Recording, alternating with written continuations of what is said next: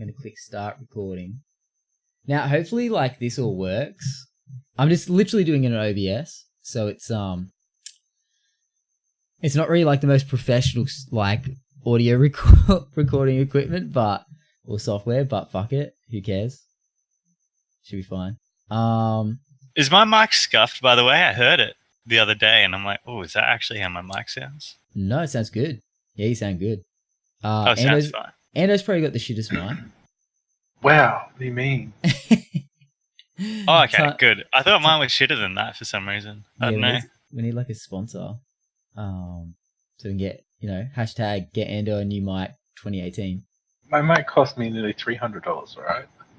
Ooh. Wait, what? Yeah. Don't use like a mic, like, one that you have. We use a headset.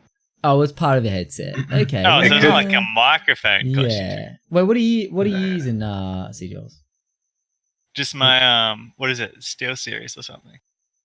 On your headset. Let me pull it up. Yeah, my headset. Yeah. Jesus. Mine shouldn't sound weird unless it's like a setting that I haven't. Yeah, because yours always sounds like you're talking more on a headset mic. I am on a headset mic. I know, but CJ's like doesn't. You know what I mean? Doesn't it? That's good. I actually I obviously have no idea what mine like your voice is like super crisp. Like it almost sounds like you're like in my head. But Ando sounds like he's in a room in my head. Yikes.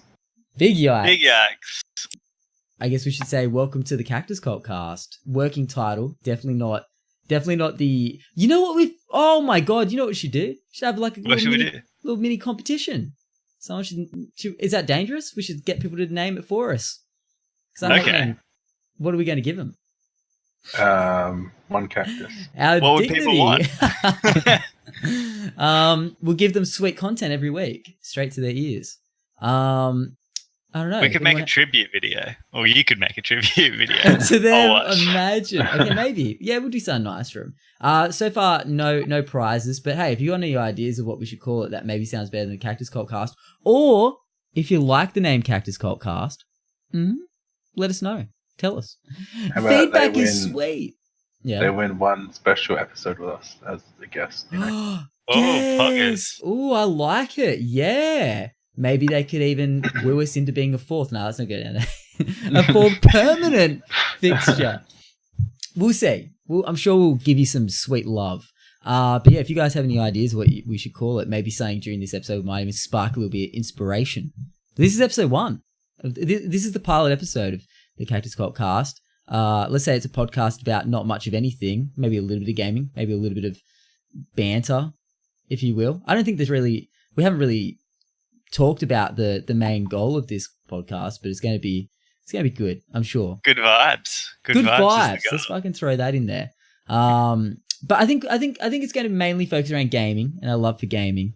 But also, I'm sure we'll be talking a bit of shit as we go. Also, I should also mention I'm MattyAP. The world famous MattyAP. Yeah, the one your mum always talks about. I shouldn't say that. I should. Yikes. I'm already up to a Go for it.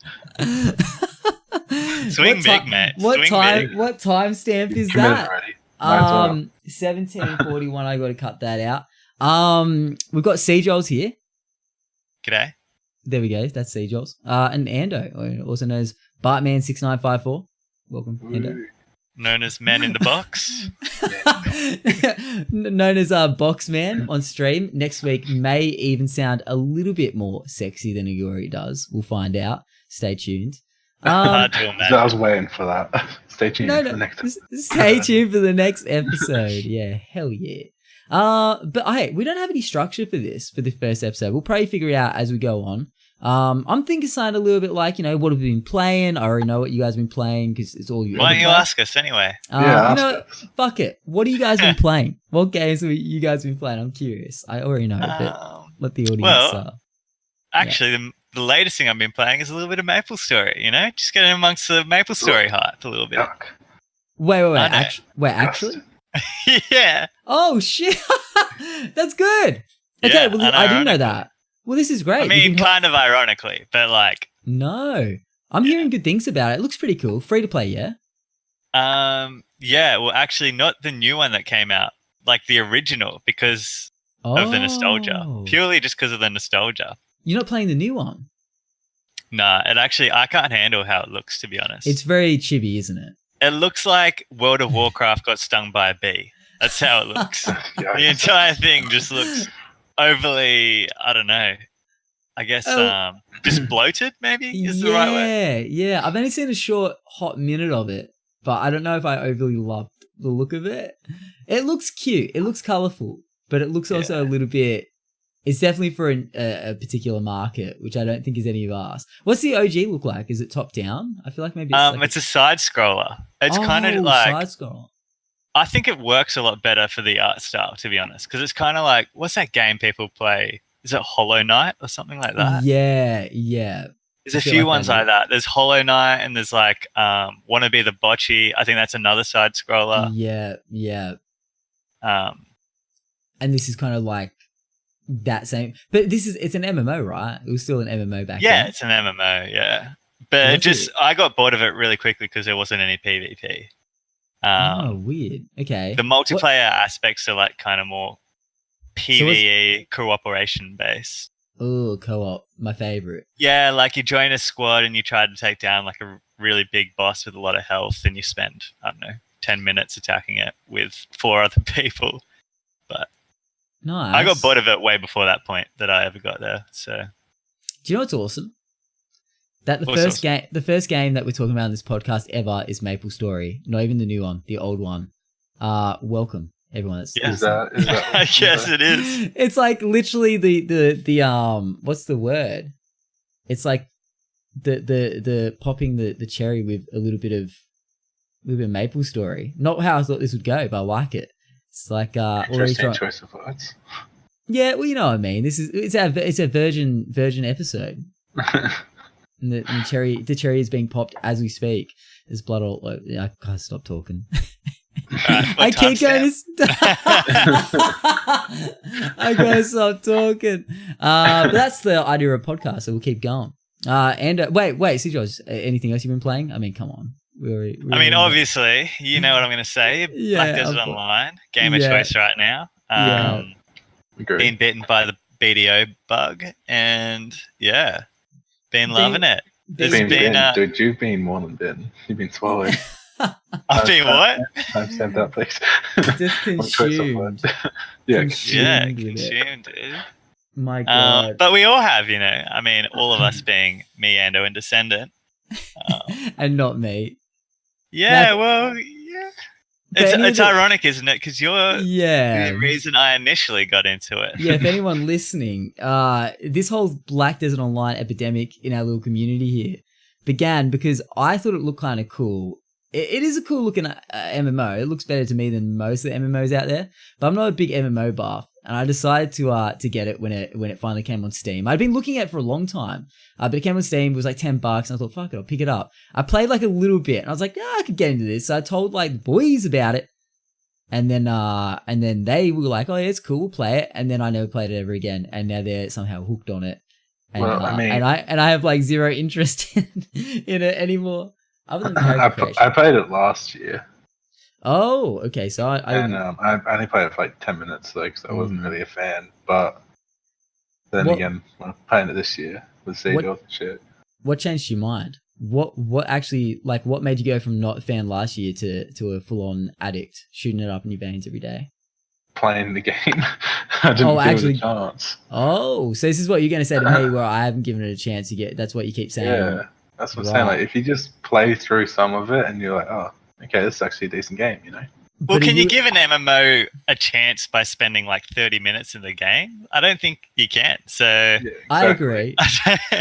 And a big part of it was, too, in my opinion, the fact that I kind of started it, like I started back on it with Ando and then Descendant within like a week later. So I think having like people when you're first starting and you're kind of like learning the same stuff at the same time makes it a little more exciting, and then you kind of keep track of like, oh, how are you doing on this, and like how's your gear, or like have you got any good gains, etc., etc. Yeah, it makes it more exciting than if you were just to go in it cold. and not know anyone that plays it and not know anyone that had experience in it or whatever. Yeah, 100%. Also, quickly, I think I fucked up. What happened? You haven't pressed record? No, I did press record. I actually don't think it's recording. I think this has happened to me before. I think we actually didn't get any of that. I'm going to stop and start, and I bet none of this is recorded because my hard drive that this is recording to is full. And that's the last podcast that I'm ever going to be. No. Okay, hold on. Let me. Hi, by the way, we're back. We had a bit of a scare. I've said that like 50 times. But CJ, you were saying a second ago you had a story about something about Discord. Oh yeah. About Discord? No. Steam. What was it? Steam. Yeah, something. Oh no, Ando was accusing me of appearing offline, which I never do. You're offline right now. In Discord, by the way. I never was do that in Discord. Of Steam, not Discord. Yeah, so I do it in Steam, and there's a reason why. All right.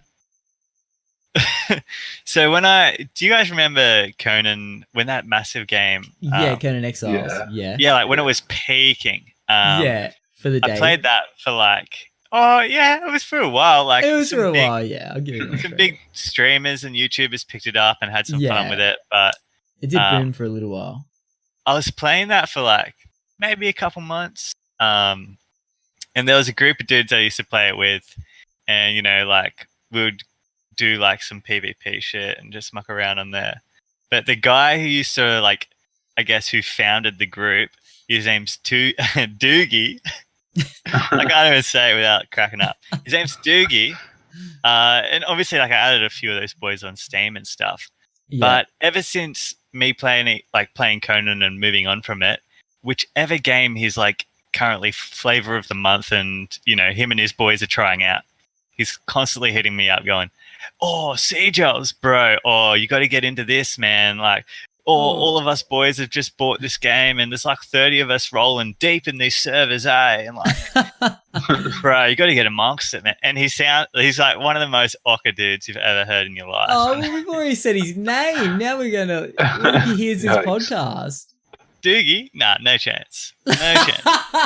What if it goes viral? Doogie lives under a rock, mate. Doogie. All right, good. Hey, Doogie, when you're watching this. Yeah, hey, Doogie. They are all opinions expressed to Seagels and not our own. So yeah, take it up with him. Gee, Doogie, is that really a thing? So you don't? Yeah, bro. Why don't you just delete him off your list? That's what I was going to say. Seagels, I did. He's not a bad dude, I don't. It sounds like he's in your eyes. You can't stand the guy. Nah, he's just. We all have those people in our lives. We do. I admit we do. Have you ever wondered? They're not bad people. Have you ever wondered if you're that person for someone else? I feel like I'm hyper aware of it though. I feel like because I've experienced it. I'm really aware of not doing that for other people. But maybe, if that makes sense. But maybe you think you're hyper aware because those people probably think they're hyper aware, right? Surely. There's no way that they are hyper aware, dude. Yeah, I would hope I'm not. Imagine. I always used to be that friend that felt like I was always hitting my friends up, but they would never hit me up. And it gets to the point where you're like, hold on a minute, am I a pain in the ass? Be like, I'm sure I'm fine. They love it. Be kind of, you know what I mean? So maybe I was that guy once back in the day. I'm sure I was at some point as a teenager, before you learn how to control yourself and social 100%. Etiquette and all that shit. But then social etiquette becomes social stress where you're like, wait, can I hit this person up or is that weird? And then you overthink it. I know I do. And then it's an hour later and you're like, yeah, I hit them up and they're already gone offline. Yeah, 100%. Exactly. Here's a good rule of thumb. If you've sent 3 messages in a row and they haven't replied to 3 in a row, okay, don't send a 4th, dude. Just stop. Yeah, okay, yeah, 100%. Which is not what these type of people do. Okay, yeah. Now we're now we're getting a bit more of a visual on it. So even sending a 3rd is risky. 2 is no problem. Send 2. 2's fine. He probably missed the first one. Send another. Whatever. I definitely know someone that does that. Yeah, I know someone that does that. Yeah, I know someone that does that as well. They'll message, and then if you don't reply to it, they'll just send a bunch of question marks, and then they'll send maybe a "you there?" stuff like that. And it's like, yeah, I'm here. Yeah, like don't do that. that's why I didn't answer your question, like your bloody message. But anyway, and yeah, I know, rough. This is a very harsh start to start the podcast, but hopefully the viewers can take away some social etiquette. If anything, they won't. They'll keep doing their shitty things that they do. Once they leave. They're like, cool story. They'll hear a cool story and go back, and then they start messaging everyone. Just bulk at everyone on Discord. Ando, what have you been playing, dude? A game called Ring of Elysium. Ooh, yeah, you've been playing. Okay, that's good. I actually thought you guys were going to bring nothing to the table but Black Desert, so I'm actually very excited. Yeah, what do you think? Oh, bro, we know you'd be disappointed by that. Yeah. So I had to make some kind of shit up. You guys haven't actually played it. You've just been like frantically in the last hour just watching a few streams. Like, I'm actually looking at a review right now. OGN, just okay. Yeah, I've been playing this game. Yeah, 100%. To just stop all discussions. Yeah. And talk about MapleStory from a bit earlier. I just seen Descendant launched MapleStory 2. Ooh, that game. It must be more popular. Yeah, it must be more. I see even Seng on my Discord here is playing MapleStory. He's the only one I can see, but Jesus, I mean, the game seems to be getting a little bit of a fan base. I didn't realize it was such a thing, but I guess. Wait, shit game, not good. I don't know, I've never played it. Okay, there you go. That's typical Endo. All right, how's Ring of Elysium? What do you think of it? No OCE servers so buggy. Obviously. Oh, there aren't any OCE servers. No. See, play on Asia servers. I mean, do you feel like you get service pretty quick, or into games pretty quick? Yeah. If anyone doesn't know, pretty quick, they always fill up. So if anyone doesn't know what Ring of Elysium is, where have you been? Hiding under a rock? But Ando, explain what Ring of Elysium is. Like 100 people. Load into a lobby, choose where they want to land. They can choose a glider, snowboard, or grappler or something like that as their class, and they can use them. Always start with a gun. So obviously Battle Royale. Battle Royale. Battle Royale. Wait, so you start with a weapon? You don't have to hunt for one? Yeah. No, that's pretty cool. Gliders and snowboards start with a pistol, and grapple people start with a shotgun. Oh, okay. Did you say grapplers start with a shotgun? Yeah. That sounds pretty badass. Who would you pick, honestly? I snowboard. I always snowboard. You dirty pistol snowboarder? I would definitely be about it. I mean, shotguns at the start. Jesus, can you imagine? Yeah. That sounds pretty dope. That sounds pretty heavy. Yeah, I like that you actually start with a weapon. It's not that RNG at the start. One of the things I hate the most about Battle Royales is the RNG at the start. I mean, I've been playing a lot of obviously Blackout.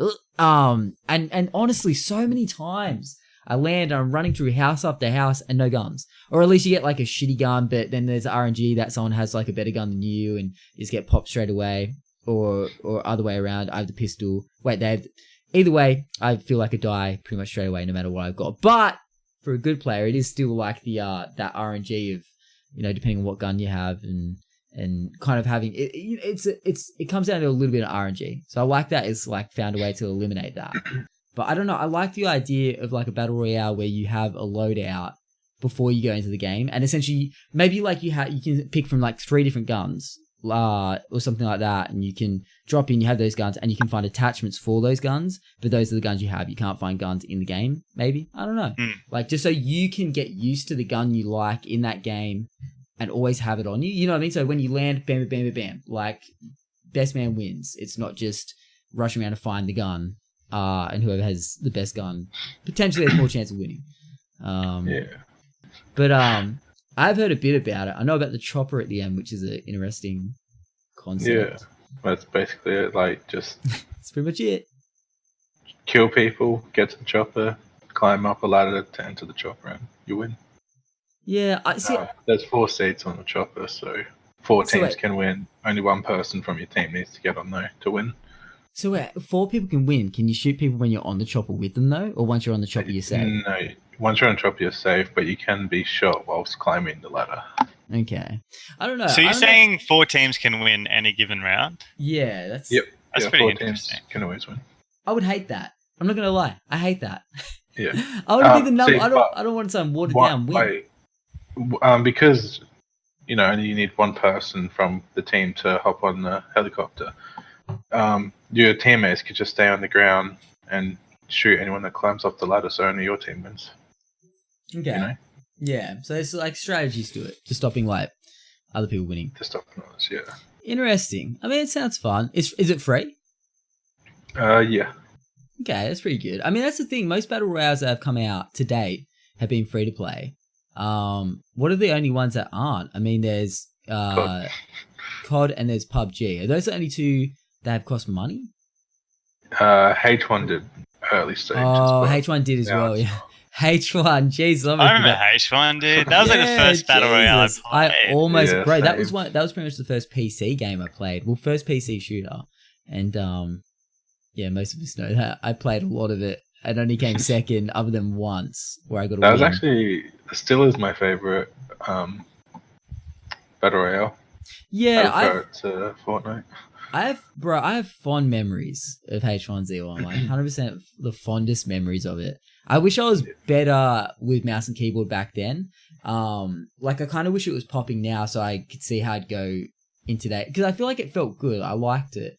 Like, I mean, it had its problems, but it was a bit more, it didn't take itself too seriously. And that's what I like about Fortnite as well. I'm not so big on the battle royales that take themselves so seriously. I mean, it just doesn't, I always imagine like, how are you going to make this exciting over time? Because you're so stuck in such a serious environment. Like, Blackout, which is Call of Duty's battle royale. I kind of wonder how they're going to keep that engaging, because they're so set in like more of a reality based structure that it's like how they, like, you can't just be having someone running around with a unicorn head. You know what I mean? Or I mean, maybe you could. How are you going to make it a bit more wacky? Or like more and if they bring bizarre. out like some sort of like more customization for characters and guns, because that's what people like.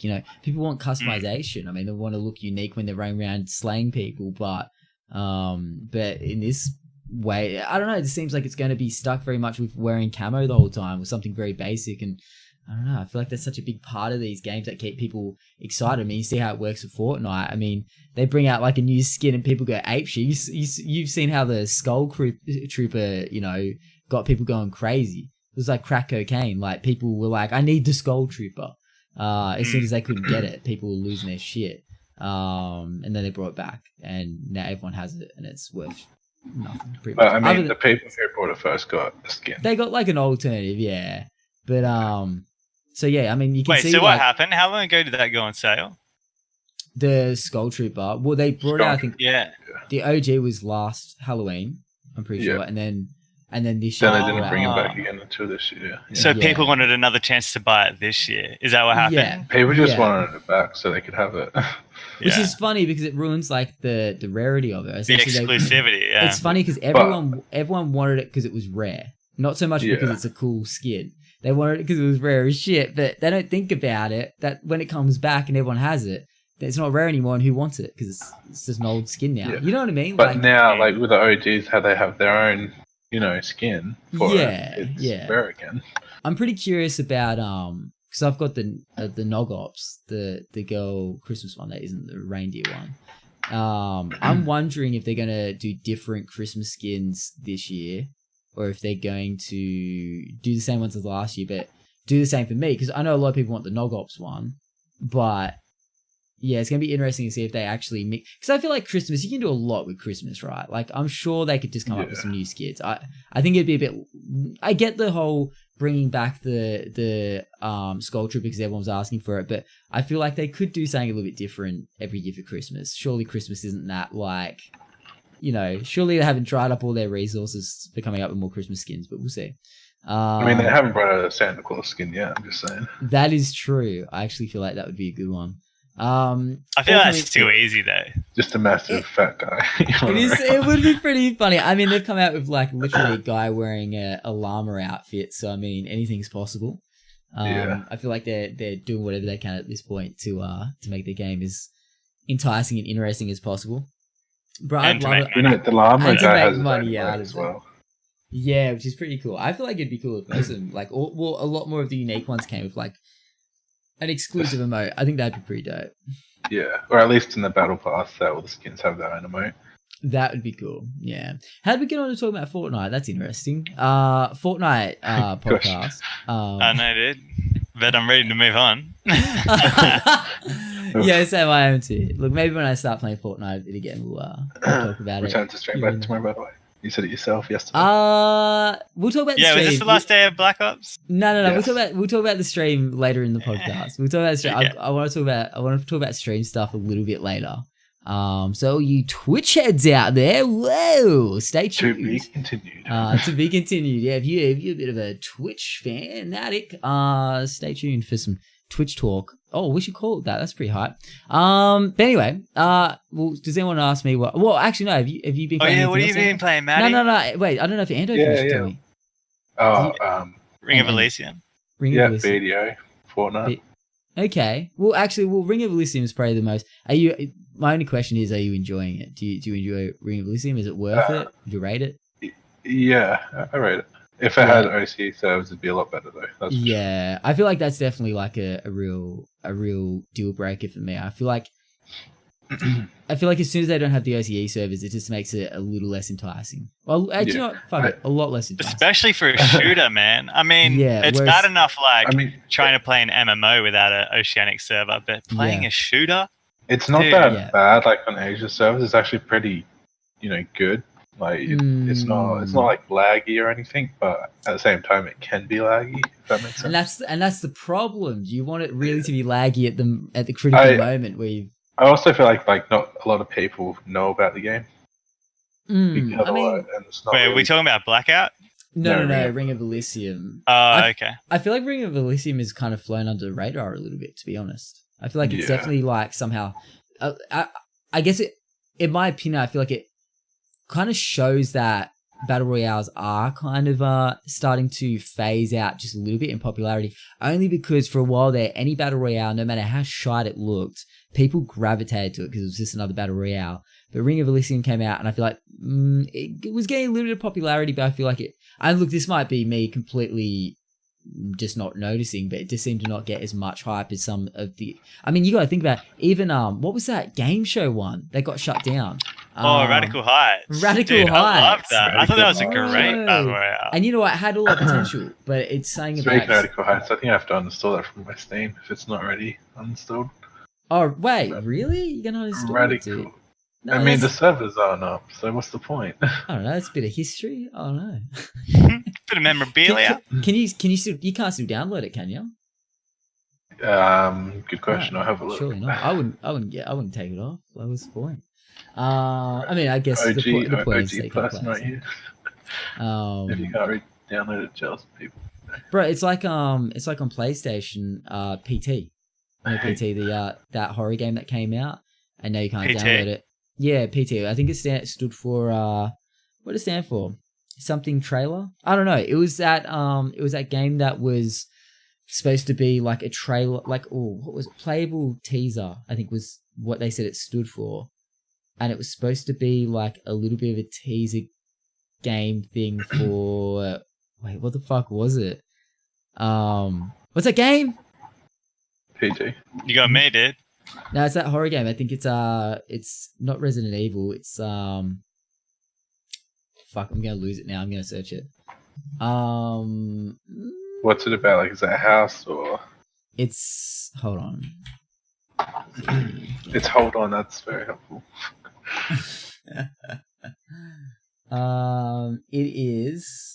It was for Silent Hill. Fuck me dead. Yeah. So and Silent Hill got cancelled, and that had Norman Reedus in it. I don't know if you remember. So basically, it was supposed to be like more of a beginning, I think, for like a lead into the events of Silent Hill. And basically, it was a game where you walk around a house and there's like lots of freaky shit and there's a few puzzles. It was pretty scary, but they brought it out as a free game on PlayStation, on PS4, and everyone was going apeshit for it. Everyone was playing it. It was one of the first things I actually ever streamed. Before I had the MattyAP channel or anything, I streamed it on my Grim Time channel with good mate Tim. And yeah, it was fun. Hell Like, yeah. yeah, that was like pretty much one of the first things I ever streamed before Hearthstone, before anything. But when the game, when Silent Hill got cancelled, they decided to take PT off the PlayStation Network store or whatever, the PlayStation store, and then everyone went crazy because if you already had downloaded it, you could keep it, you can play it whenever you want. But if you hadn't downloaded it, well, tough shit, you can't play it. So people were selling PlayStations, PS4s with the game preloaded for like hundreds of dollars, like more than what an actual PlayStation is worth. I think those something for over $1,000, yeah, on eBay, with PT installed on it. Yeah, it was crazy for a hot minute there. I think it's kind of funny because who cares now, really? You know what I mean? But back then, you know how it is. As soon as something seems a little bit rare, people go crazy for that shit. Yeah, legit. So want something they can't have, mate. So maybe hold on to that Radical Heights, man, and you never know, that PC. But I'm going to have to sell my Steam account. Yeah, just sell. Yeah, exactly. Fuck that. It's worth a bit, you know. Radical Heights. So it's that game. I didn't like it that much, but it definitely had a good concept. I like the concept, but the fact that, you know, Dr. Disrespect was playing it, I think Ninja played a little bit of it. Like a few of the big heavy hitters were playing it. And now I don't think I've really. I mean, have they played Ring of Elysium? I don't think I've really seen them. I think Dr. Dis has, but I haven't seen many others. Yeah, and it just somehow isn't really taking off. I think the thing as well is a lot of these. That's the thing as well with Blackout that's just come out. They just all feel a little bit too samey. And that's where Fortnite really took off because it broke the mold quite a bit. Like straight away, it broke the mold with Battle Royales. And it's going to take a lot for people for devs to really come up with a concept that's quite unique, I think. Because even with Realm Royale, which was what was that? Whatever happened to that game? That was Paladins? Is that the Paladins? Yeah, the game was based on. Yeah, I don't know. It fizzled out. I was loving it, and I got bored. It just something about it just didn't grip me, and it felt like it had a good concept. So yeah, and people were loving that. Even Ninja was playing that quite a bit, so it's pretty surprising. So it's one of those things. I think it almost. You know what? I feel like there can only be almost like one battle royale at a time, in a way. Because it's just like people only want to play like the hot battle royale. Maybe like one quirky battle royale, one maybe more serious battle royale. But people don't want to spread over all these. Like people want to go where the hype is for battle royales. You know what I mean? Like that's where they're going to get PUBG lobbies and Blackout are sort of competing over the same market, the same demographic. Exactly, 100%. And I think they were like the really realistic, kind of more like, I guess, try-hardy. Yeah, it's pretty sweaty, and like it is. I know Fortnite is as well, but there's enough goofiness, and it Fortnite doesn't take itself as seriously. Like the game itself doesn't. What else have you been playing, Ando? Apart from Ring of Elysium? BDO, Fortnite. Tell Matty about BDO. I don't know if he's heard that. No, I'm good. BDO is a nice MMO. It's it's you can play at your own pace. It's not something that you have to, rush in to do. You can take your time, Matty, while you do stuff on stream. Oh man. Yeah, is it really sweaty? Would you have to compete against many sweaty kids? Nah, not at all. I wouldn't say, but maybe like 0. How many sweats out of 10? Give me a number. Oh, it depends. Real sweats? 0. Did someone say sweat? So I've been playing a bit of Call of Duty Black Ops 4 over the last couple of days, and yeah, you know all about the sweats, man. Oh, mate, I know all about the sweats. Look, I mean, in all seriousness, if you grind in a spot and someone wants to challenge you for it, then that's just one, But big whoop to swap servers, you're good to go. I'm calling it on stream right now. Never playing Black Desert. I'm never playing Black Desert. Stream. Good thing we're not on stream, then. Hey? Yeah, did I say stream? Did I just say stream again? Not too late. You call it on stream. Oh my god, that's gonna be a habit to break. We'll get there. All right. Cool. Can't change it now. So it'll say video tomorrow. Yeah, cool. Yeah. Cool. No, we're not playing video tomorrow. But yeah, anyway. So I've been playing a little bit of Call of Duty Black Ops 4. Unfortunately, you guys haven't because the cost of admission's a little bit too high, apparently, which a lot of people have been saying, and yeah, it is a dead game already. And I'm putting that down to how much it costs. It's good. I'm liking it. It's much of the same Call of Duty, but of course it's got the blackout mode. Which I think they should have done it so like the what's it called? Blackout is free if you get it with the game. Yeah. But the game itself, like multiplayer, should have cost $40, and if you wanted zombies and all the other shit, then have to pay additional. Yeah, I mean that's kind of what I was saying. I feel like perhaps they could have sold a Call of Duty as per usual, like they usually do, even maybe have a campaign, blah, blah, blah, all that stuff. But maybe worked on the Battle Royale separately and released it as a COD branded Battle Royale. But like we all know how these Battle Royales go. It's good to have them essentially free to play because then everyone can play it. The lobbies fill up quick. People don't get overweighting in lobbies. It makes the game popular. They've just got to have, incentive to buy cool, skins and whatnot with credits and real money and all that. Because we've seen it from Fortnite, but that's the thing, they did it right because they had the cool skins to offer. Whereas I don't think Blackout or Call of Duty is going to have those kind of skins that people go, I need that. I don't think they could bring anything out that I'm like going to think I need, unless it was a really awesome colorful something, but then this is the type of game you don't want to be running around in something overly colorful. You want to kind of be a bit more inconspicuous. So they're kind of, it's unfortunately the type of game that they had to kind of package in with the rest of it. But as we've seen, I was a little bit surprised. I didn't expect it, but a lot of time trying to get lobbies, if it's not within the peak hours, like, somewhere around 6 p.m. to maybe 8 p.m., I feel like, the lobbies are dead. Like, they're not dead, but it can take like a good amount of time to get into a game, and that kills the vibe because obviously a lot of people like to drop hot straight away. They like to try and get quick kills, feel good about it, especially on stream. Like you don't want to be like kind of just running around not putting in work. It's always good to get a couple of kills at the start. So then you look like you've been doing something, even if you do then kind of just fuck around for the rest of the game, until the very end. It kind of looks like you put in a bit of work.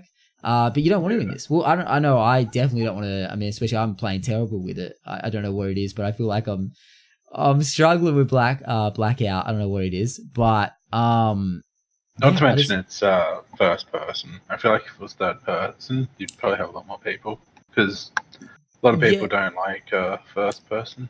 Yeah, but of course Call of Duty first person, so it makes sense. I actually really I prefer first person, to be honest. Yeah, for the Battle Royale, they could have at least had like an option for third person. But that just means everyone's going to go third person. You can't allow some people to do one thing and... No. When I say that, I mean like... two separate lobbies. No, same lobby, but they can either choose to be first or third, Yeah, but that's what I mean. Everyone's just going to play third to get the tactical advantage to peek around walls. Mm-hmm. Yeah, it wouldn't work. I think, and it's just not Call of Duty. You know what I mean? Like it'd be like, well, then it's just not a Call of Duty battle royale. I think they had to keep it first person because that's Call of Duty. You know what I mean? And look, I'm kind of basing that off Rust too, because I obviously play like a lot of Rust. It's first person, and I actually don't think I would enjoy the game if it was in third person, or even had an option to go third person. Yeah, and that's the same with Call of Duty. If they had released a Call of Duty battle royale and it was third person, I wouldn't have been interested in it. It just because you think it's because it's less realistic, maybe? Like it feels less, a little bit, maybe immersive. Yeah, 100%. I think Fortnite's fine with being less immersive because it's Fortnite, but but with this, this kind of game, you want it to be a bit more immersive.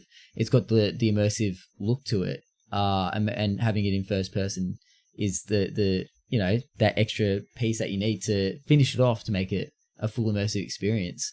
If you were outside of your character, it would just look a bit gaudy, I think, to be honest. Plus, I kind of think the characters look a bit dumb. They're so, I don't know, nothing about them excites me in Black Ops or Call of Duty. I don't know, it's not about them. They're not exciting. That's why I think the skins would be boring. If they sold them, I just wouldn't be enticed. There's big burly dudes. And it's like, cool, man. Like, I get it, action heroes and all that, but there's this... It doesn't have that appeal. Like, I think I'm fine with imagining I'm that character being in first person, you know what I mean?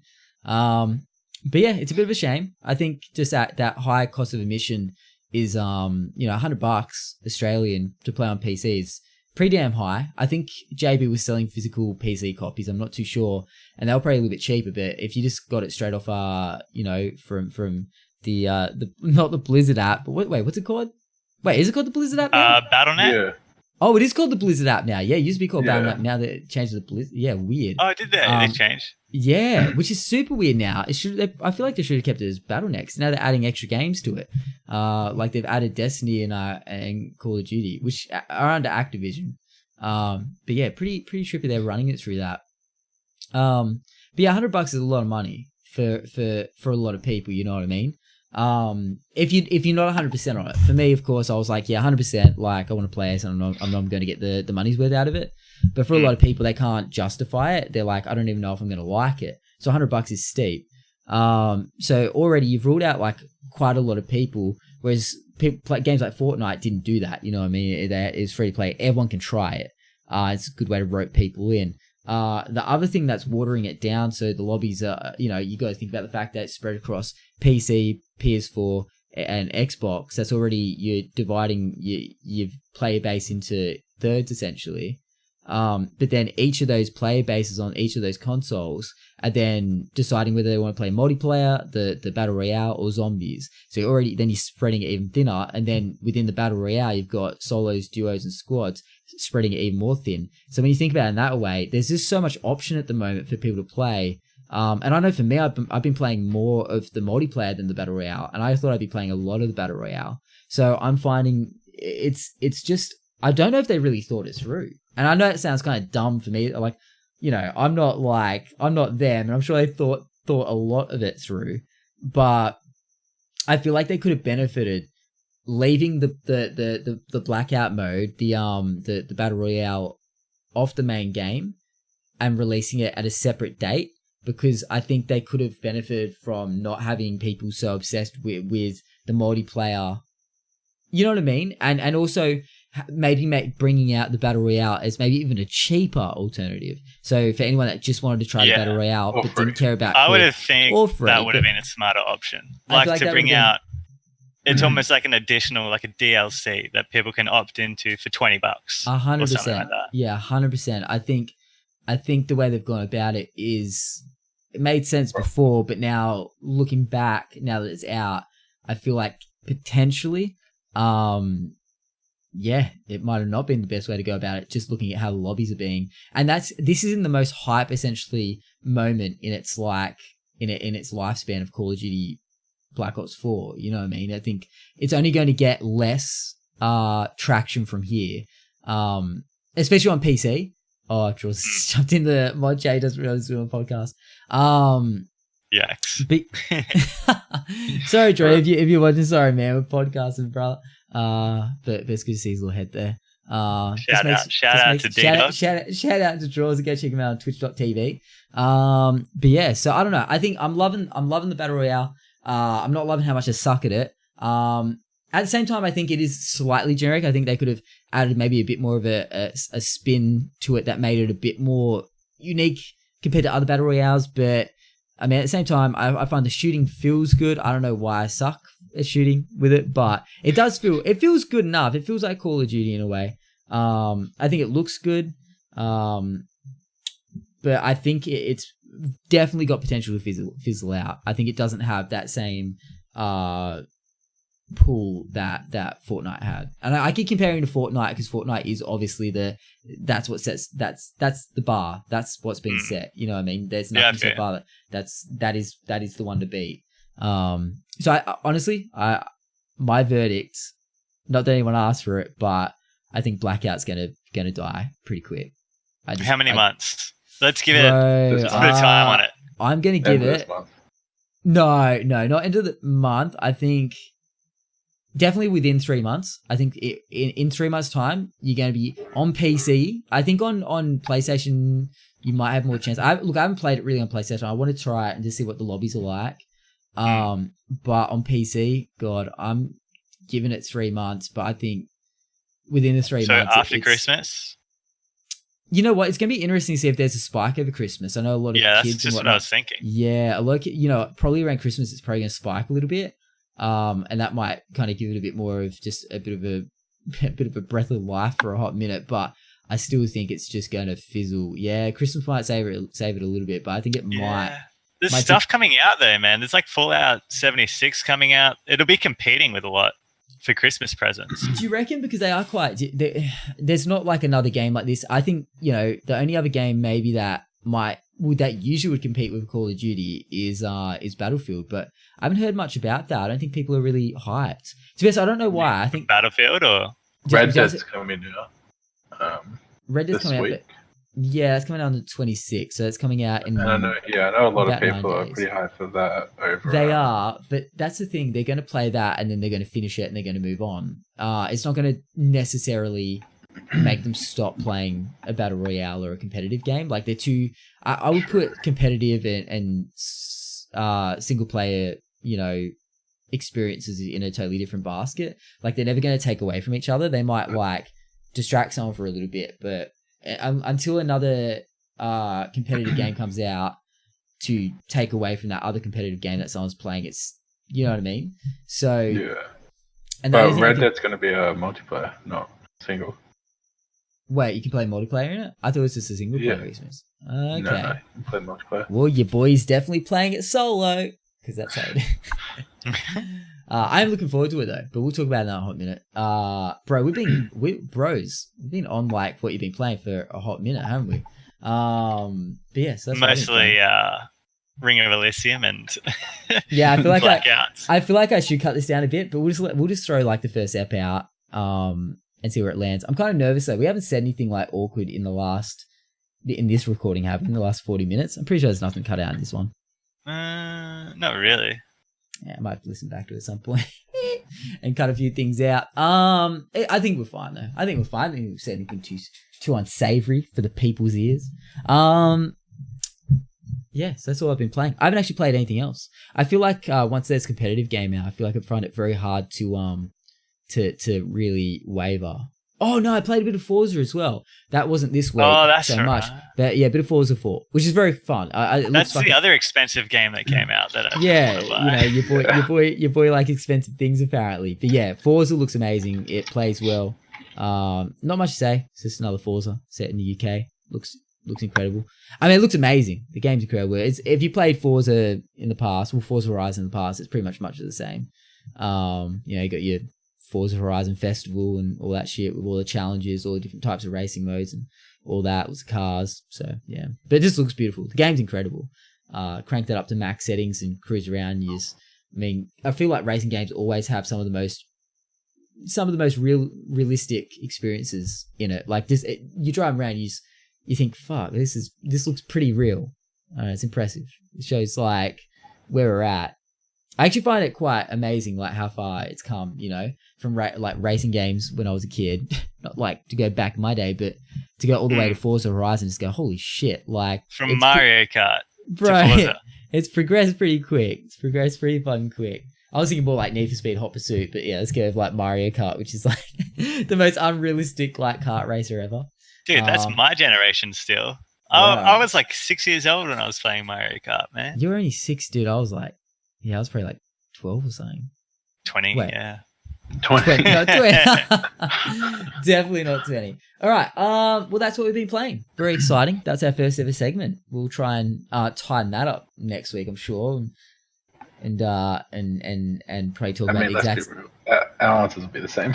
Exactly. I'll probably still playing Call of Duty. You guys will be playing Black Desert and with you, obviously. Oh yeah, next week I'm like, yeah, I've been playing. So I converted and I actually didn't dog the boys this week. Oh no! A little bit of Black Desert Online. Look, maybe this would be an ongoing saga. Maybe I'll give it a go at some point. And look, I know I know it's not my type of game. We'll see. But can we really break that down a little bit? In what way? Yeah, okay. What about it isn't your type of game? Because I never really liked MMOs before. Well, the thing I didn't like really about WoW was how boring like the combat was. Like I just thought, like just pushing 2, 3, 5, like you know what I mean. Like when they're off cooldown, wasn't something that was very stimulating or exciting. But I think that's where like Black Desert has piqued my interest more than your typical just like tab target. Like you press tab and it auto selects something for you. It literally the thing that I could closest describe it to is like Mortal Kombat or Tekken. Everything's like combos. Have you ever played Devil May Cry? No, I haven't. I've watched like a couple because I think a new one came out or something. A couple of people have been streaming it. And it's quite similar to that whole like the idea of you string like combos together, almost kind of like Street Fighter type of thing. There's blocks, there's guards, there's grabs, there's throws, there's combos, there's special attacks, and all that type of shit. Right. And that's kind of like the more exciting thing that, I don't know. Yeah, no, I agree. Keeps the game interesting, keeps it a bit more fresh than just pushing buttons on cooldown. I 100% agree. I think for me, and obviously we've talked about this before, but it's a good bounce for the podcast. But like I've mentioned this to you, that for me, I think I like a game that has quick turnarounds. I think I like to win or lose real quick and know if I have, and then that's that experience done. On to the next one, you know what I mean? Whereas, I can have a quick win or a loss in Black Desert, I'm sure, in some way, but it still goes towards my overall continuing the same experience. Whereas I like the idea of either getting a win or a loss and having that towards stats and just trying to better myself in that single. I like a repetitive kind of what's the word? A repetitive experience where I can just get better at that one thing. I mean, I was addicted to Hearthstone for a while. I was addicted to Call of Duty, back when it was just multiplayer. Addicted to Fortnite. All those things where you can get in quick games, maybe 20 minutes. You can play a couple of rounds, and it's easily fit in between your day. You know what I mean? You can either get a win or a loss, a little bit of an endorphin rush, and then that's it. You're done. I think that's the thing. I think all those MMOs and whatnot, they're just too much of a long grind for me, and I just can't see myself sticking it out. I can't even finish. I don't think I've really ever barely finished an open world game before, which sounds pretty bad on essentially a gaming podcast. Like what's like an open world game that you've played? I can't think of any. Well, the only one I've really ever finished was Grand Theft Auto 5. That's the only one I think I've really ever finished. Okay. Like open world where it's got like a lot of, I'll play Assassin's Creed and stuff like that. I'll be like, I'm loving this. And then next minute I drop it like a dirty shirt, and I barely play the story because there's so many little nuggets on the screen saying, do this, do this, do this. All these little distractions. I tried playing, Far Cry 5? Was that the most recent one? 5? Oh, yeah. And every 2 seconds, there's like a bunch of hillbillies coming over the hill just shooting at me. Couldn't get anything done. I'm just like, I just want to get the story done. I got over it. I just couldn't move. Every time I dropped a bunch of hillbillies, another whole batch would come from like somewhere else. Like I'd walk 2 steps and I'd have them on my ass again. And I thought, forget this. Like it's too much effort. So I don't know. I feel like that's very much like MMOs have, in my opinion, not the most quickest to digest story, not the quickest to get a win. And obviously in our day and age of wanting things now, for me, it's like a lot of people just want wins they just want to get just want to have a quick experience. Like I definitely prefer, even in story-based games, like a shorter, like a quicker game. Like I played, not that this was a story-based game, but I played Little Nightmares recently. Someone gifted it to me on Steam. And that's like that, a kind of side scroller, a little bit creepy, like 3D side scroller, a couple of little puzzles. It took me like one night, a couple of hours, maybe 3 hours. I don't even think it was that to finish it, right? And that was amazing. I loved it. It had no dialogue, no talking. But it still told a story. And it was just over in like it was like watching a movie. But I went away from that feeling like that was amazing. Like because I just feel like I got what I wanted from it, and I was happy for that to be it. I don't necessarily always need like something to occupy me for like the next week or two trying to finish it. You know what I mean? And I feel like games like that are quite daunting. So if I'm struggling to finish an open world game, it's like, what chance do I have to stay committed to something that's even more grand than that? You know what I mean? With less resolve at the end of it. Like the thing that pushes me to get to the end of an open world game is the fact that I want to hear what happens at the end. I want to know what happens. You know what I mean? I want to get to the end of the story and have it all, wrap up nicely. But with an MMO, I feel like there's not that resolve. You're not going to really ever get that. It's just you're pretty much constantly just going to keep at it. And I will always question like why I'm doing it. You know what I mean? I will kind of always be like, why am I doing this? What's the point? I guess so. But I mean, you could be honestly asking that, for anything really. Yeah. But that's it. It's like, why does anyone grind anything? It's because they enjoy it. Yeah. So I feel like I'm just more into shooters. But that's the thing. I have tried MMOs and I just never latch onto them. They just don't grip me enough. So it feels bad, man. But look, we'll keep everyone updated. I mean, I wouldn't pigeonhole yourself, but No. Yeah. Look, we'll keep everyone updated every week, whether I've given it another try or not. And I'm sure it'll be a very long no. a very long no every week. Yeah, we'll see. Let's talk about PAX. Ando, you shut your mouth. I'm kidding. You talk about PAX all you like. Unfortunately. Well, I mean, I'm interested to hear your thoughts on PAX right now as well. To be honest. Wait, mine or Ando's? No, yours. Oh, mine. What do you mean? What do you mean? What does he mean? Where did we leave things? Where did we get to last night? Okay, so right now, as of the 17th of October, Wednesday, the 17th of October, PAX is on the 26th, Friday the 26th, so next week, end of next week. As it stands, Joss and I are staying in the same place. That place has not been booked or even decided on just yet, and we don't have travel from Sydney to Melbourne either. So it's looking a little bit grim at the moment for us. We are looking forward. It's a bit of a grim time. Oh, gamer tag coming into play there. Grim Tide's a bit of a grim time 87. Whoa. That's good throwback. Yeah, it is. We looked last night. And look, I didn't realize. We should have known. We left it pretty late. We were supposed to be staying with our good friend as well, Toddy the Moddy, but he got sick of waiting for apparently me to book things. So he went ahead and booked stuff for it. So it leaves me and C. Joel's looking for somewhere to stay. I checked on booking.com. It legit said there's 93% of Melbourne has been booked on those days. That's crazy. Like, Melbourne's pretty big. 93%. Like, think about how big those hotel buildings are.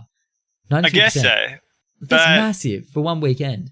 How many people are going to PAX? Can't be all PAX. No, surely there's some other stuff. It's the weekend, though. I feel like the weekends are just like that. It is, but I am looking forward to PAX. I like as much as I didn't sound like it last night in the call when we were trying to book stuff, and I'm here going, I just don't want to go. I'm over it. I don't want to go because I was so fed up looking for accommodation. I mean, in my mind, I wanted to say somewhere good. I mean, last year I stayed somewhere where the toilet was in the shower. So I mean, boys are real. I'm just saying, you want to stay somewhere good, you should have been on it earlier, you know? Yeah, thanks, Mom. I appreciate it. Would you say you called yourself something last night? I thought it was pretty accurate. A princess? That's, yeah. Bro, I didn't want to say it. But. I'm a self-proclaimed princess. Like, not in the flamboyant way, but just in the, I like to have a nice cleanly experience, you know what I mean? Only when it's, I don't mind it a little bit dirty when it's, a little bit dirty every now and then. But, when it comes to hotels, like keep your sheets pretty stain free and I'll be a happy boy. And no joke, I don't know what they were thinking, but we were looking at Airbnbs yesterday. Just flipping through a few photos of one of them. No joke, they took a photo of like a single bed. It was the most depressing photo I think I've ever seen. It's the most like ratty single bed with like two big ass stains on the covers. I'm thinking, are you trying to sell this to me? Like, why would you take a photo of that? Really makes you think. I don't know, I was confused. Was it a good price? No. I mean, it was like good enough in a way, like not for stains on your sheets. Jesus. Like, who's going to sit there and be like, sold? Like, you would have to be desperate. Like, you know what I mean? Why would you not try and at least Photoshop some... Sleeping out on the street that night. Exactly, yeah. And be thinking to yourself, I need a place. Yeah, shout out to Haydos, one of our favorite people in the stream. Yeah, last year he had an Airbnb with another friend of the stream, Airy Fairy, and somehow I don't even know the full story, but this makes me very weary of Airbnbs because somehow he ended up sleeping on the street for the first or around the side of the house, like outside for the first night. Fuck that! If that happens to us. Oof. What are we gonna do? if it happens to us. Here's the thing. I don't know if Ando knows about this, but so we looked up flights as well. Flights are like, we're going to be like $400 for there and back for each of us. So like, I mean, with accommodation, I mean, we're looking at a place that's maybe, might cost us $250 each, which is pretty good, right? Not too bad. I'm kind of at the point where I'm like, fuck it, let's do it. But this morning I told Tay the price, right? And she's like, "Ooh, well, maybe you can borrow my car." And I think she's been trying to sort it out and see if it's possible. But it looks like me and your boy C-Jols, maybe, this isn't confirmed, but we might be doing a cheeky road trip down to Melbourne from Sydney, which I'm kind of excited about. I'd rather do that. And 100%. Fuel is so cheap, dude. We actually worked out that when I was trying to tell you that if between us, or each of us might only have to pay really like $350 for the whole trip. So like with travel and accommodation. So it could be good, but PAX is looking... It'll be the jam, dude. Mate, it'll be amazing. And we'll definitely vlog a bit of it. We'll have to film the adventure. Because, hey, come on, road trips. Who doesn't love a good road trip? All the way to PAX, baby. I don't know if we're going to do the same thing I did last year, which was live stream the entire drive all the way from Sydney to Melbourne. Did you guys do that? That's wild. Wait, did you see it? You didn't watch that? You guys were around last year. You didn't. I was. When was it? It was literally a year ago to PAX. I was away that week, bro. I remember because I missed out on that whole shenanigan where you left your camera on. Oh, yeah. So I just started using the Streamlabs app for live streaming on your phone. And this stresses me out so much. You came away relatively unscathed for how bad a situation could be for leaving 100%. Bro, it was. I think about the possibilities. I haven't used that app since. I deleted it off my phone. I got rid of it. I was like, fuck this, too dangerous. Because it was essentially recording without me even having the app open. What the fuck? So what happened for anyone listening at home? I did a live stream from Sydney to Melbourne, driving not hands free. I put the camera, like the phone, on the very other side of the car, like on the passenger side, facing me driving. And I wasn't reading chat or anything. I made it so that if anyone wanted to say something to me, they had to donate like 10 bits or something, like barely anything, and then text to speech would come through. Actually made like a good amount of money actually on the way to PAX. It actually was quite handy, but just from like little bits of donations here and there. But it would come through the car speakers and I could hear it and I could react to it. But I was pretty much just like, they could donate for song requests as well. So people were like picking the music, like pretty much programming my playlist the whole way down PAX. That's a dope idea. Like being the car DJ. Yeah, and they would pay like they donate for it. So it was actually so I was supporting my trip to PAX pretty much. And I was like singing along to it, making a complete ass myself. And people still bring it up, and I actually cringe now because I've never watched that stream back. I've never watched a clip from that back because God, after it, I was like, that was cringy. Don't ever let that happen again, Matt. People said they enjoyed it. But yeah, it was like a 12-hour stream or something. It went all the way from Sydney to Melbourne. It was, it was pretty crazy. But I was using this Streamlabs app, which had just come out, where you can stream on your phone. And also using my S8, my Samsung S8, so Android. And I decided that I was going to stream, I don't think it was the first day. I think it might have been the second day of PAX. So maybe this Saturday, do a live stream, right? So I thought I'll start from my hotel room and I'll just put it in the car. So I was going to try and stream the entire day from like literally the start of my day all the way to the night time. It was going to be hectic. So I streamed like my hotel room, like, which was practically a jail cell. Ando's literally putting in clips from streams right now. Clearly not paying attention. Sorry. No, you're right. You're talking about PAX. It's not about me, right? No, this is about you. I was joking. He tapped out. You open your mouth as much as you want, Ando. You know I love you, baby. So anyway, I started doing the stream, and then I was like, all right, well, let's head off. So I left the hotel room and I went downstairs. And I had parked my car in an underground car park, right? So I got into an elevator and I went down, and then instantly the stream cut out. I was like, oh, of course, because I'm underground, blah, blah. So I was like, fuck it, you know what? No point continuing now. I'll just restart the stream when I get to PAX. No point doing it in the car. It's not worth it. So I just turned my phone off. I shut the app down. because it had stopped. The stream had stopped. Shut the app down, like wiped off my phone, and then got in the car, started driving, and all of a sudden, like I was like 15, maybe 20 minutes into my drive because it was like not heaps far out from where PAX was, but there was a lot of traffic when I was going. All of a sudden, my phone was still connected Bluetooth to the car. No, it was coming through my phone. It wasn't connected to the car. So all of a sudden from my phone, I started hearing my my host alert. I'm thinking, what the fuck? Like, where is that coming from? That sounds like my host alert. I was okay. And I kind of ignored it at first. I don't know why I would ignore it, but I was like, that's odd. And then, because I had my music blaring and shit. And then I heard it again. I'm like, that's fucking weird. Why is my host alert from my stream coming out of my phone? Oh, so you didn't actually look at your phone the first time you heard it? No, because I was driving. Oh my! And then I stopped. Oh, right. Okay. So I stopped it. I just stopped at some lights and I poked it. And I can't remember if the app was open when I put my phone back on. I think it might have reopened. And my chat was like, bro, we can hear you, like, and stuff like that. I was like, oh my god, like I'm fucking live. And like it was the most awkward thing, dude, because I hadn't been like a lot of time I'll talk to myself in the car, like when I'm by myself, or I'll sing to myself really badly in the car. Like just be really candid. No one can hear me, no one's there. But what the fuck? Like they is what you thought. Yeah. Exactly. They could hear every word, dude. But I didn't say it. Luckily I was so quiet, I just didn't say anything, I don't think. So it was pretty like okay. But the thing that I freaked out after about was like, what if I hadn't realized I'd gone back upstairs to go to the bathroom or something, or gone, no, you know what? Maybe I will have like a second shower before I go to PAX, and I just put the camera in a perfect spot without knowing it, and people see me, my bloody Willy Wonka. You know what I mean? So I was Willy Wonka. Me and my Willy Wonka. So I just thought, man, that, like definitely some unsavory deeds could go down without you're filming them or live streaming into the world. So I just thought, Jesus, get rid of this app because who knows? Like I thought it was complete, but I realized what's happened is that I didn't actually stop the stream. The stream essentially cut out, but I was so used to using like a different app called IRL TV that if it cut out, it just stopped your stream.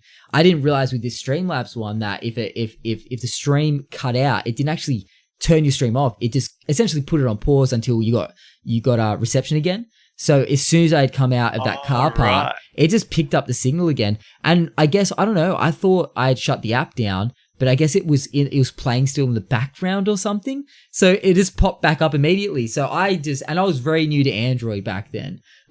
So I just literally like less than a month switched from Apple to Android. So a few things were still a little bit fresh to me. So I was just too scared. So I just deleted. I was like, fuck, I'm not dealing with that. So yeah, that's the story about how I almost doxed and potentially ruin my life forever by who knows? Like, I mean, I just think about like, what if I had just been like going, oh, I'm going to see this person at PAX. I hope I don't see them there. I hate that person. You know what I mean? Like, not that. Just be shit talking people. Yeah, what if I was shit talking people in the car or just saying weird things? Like, what if I was just like, sometimes I like to just, I don't know if this is just me, but sometimes I like to just be weird in my car. And I'll just start screaming or doing something stupid. Like, I know it sounds weird, but I'll just kind of be like, like, I don't know. You know what I mean? You let out a bit of, and you just make yourself laugh. I'll just kind of be a bit stupid. I mean, you know me. Because you're by yourself, who cares? No one's going to hear you. It's your sacred zone. Let it all out. Just you talk to yourself, be weird, be as weird as you want. Yeah, just let it out. Yeah. But you don't realize that someone might actually be listening to you the whole time live on a stream. So, I got very lucky. Could have been a lot more awkward. You know what I mean? Like it could have been. For sure, dude. It's just sitting there, God, could have been really awkward. So yeah, anyway, so dodged a bullet on that one. I'm sure you're not the first though. I'm sure there's been cases of that. I agree, but yeah, I would have thought that those would have been kind of, if they were really bad, they'd be those ones that float around the internet. Like, check out this guy who didn't realize his stream was on. And it's I've seen a few of those. And there's a lot of those, but they're always like people actually leaving their stream on OBS. Actually, I did that recently as well. I've done it again recently, but on OBS, and something to watch out for any streamers. But I did my first ever like raid alert. Or raid host on Twitch. You know how you used to just have to host, but now I've got like a raid command, and it comes up at the top of the chat where shows how many people are jumping into the raid, and then it comes across the other person's stream as a raid. I did a raid, right? I sent all these people over to this other person, and I was like, well, that was great. Bye. Like my stream cut, all that good stuff. I remember this. Yeah. And I was there just watching. I was there just watching this stream, like typing in the chat, and then all of a sudden, Mustafa, one of my mods, in this person's chat, like in this other person's chat, not my chat, in this other person, goes, "Bro, we're still watching you." And I was like, "Wait, what?" And I looked, and sure enough, my stream was still going. But for some reason, I thought you didn't have to shut it down because essentially you were now hosting. I just, because of the process, I forgot to shut my stream down because it was not the usual way I usually end a stream because I don't host people because I'm an asshole. Imagine if at least you're an honest asshole. Imagine exactly, but imagine if Mustafa hadn't told me. I leave the room, come back just completely naked, eating a popsicle. Like who fucking knows? Like it could have been real weird. So I'm glad. I'm glad it was both times. It has luckily been very unawkward, but the awkwardness could be very apparent if you weren't. Sounds like streaming is risky business. Streaming is extremely risky business. You know what I mean? Like I make sure my mic's always muted at the end of a stream. And I'm yet to kind of be that obsessive that I cover my camera like after a stream.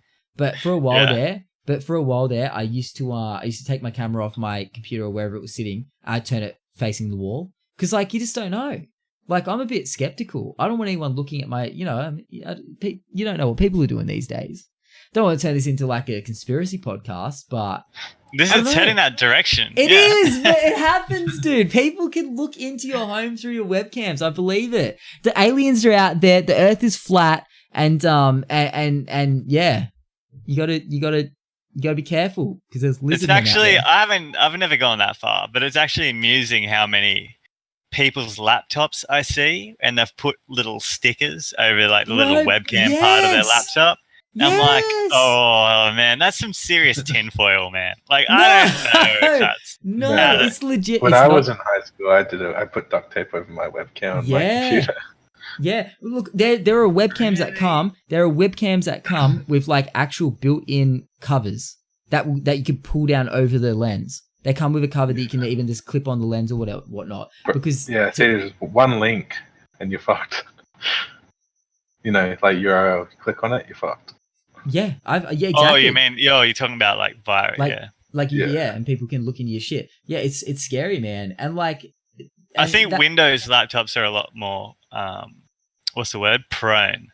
Yeah, that's what. I mean, that's if what you I've still heard. click that link.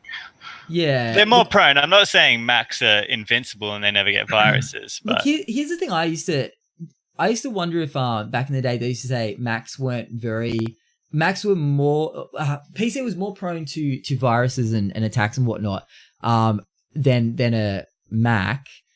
But I heard from people that the only reason that was is because Mac back in the day wasn't as big of a platform. It's like saying like, oh, so many games aren't compatible with a Mac. It's because Mac is such a small, like more of a small base that people don't care to make viruses for it. Whereas they're more likely to make viruses for PC because PC is going to affect more people. That's because the operating system of Mac is less. There's so that's what I've heard. And I wonder if Apple just spins it in a way, but who knows? I'm not a fucking hacker. But man, this podcast has definitely gone in a weird direction. If you're watching, hey, thanks for sticking with us. Jeez, hopefully enjoying the ride. Next week, I guess we'll have a bit more of a format. Yeah, I did expect this was going to be a bit of a rambly podcast, which I like. Hopefully everyone else likes it. Leave some feedback in the comments below because it's going to be on YouTube. Leave some feedback, what you like to see, what you don't like about this podcast. We don't like that MattyAP guy. Just lose him and it'll be good. Just let us know. Sounds good, Ando. So what time are we scheduling next week?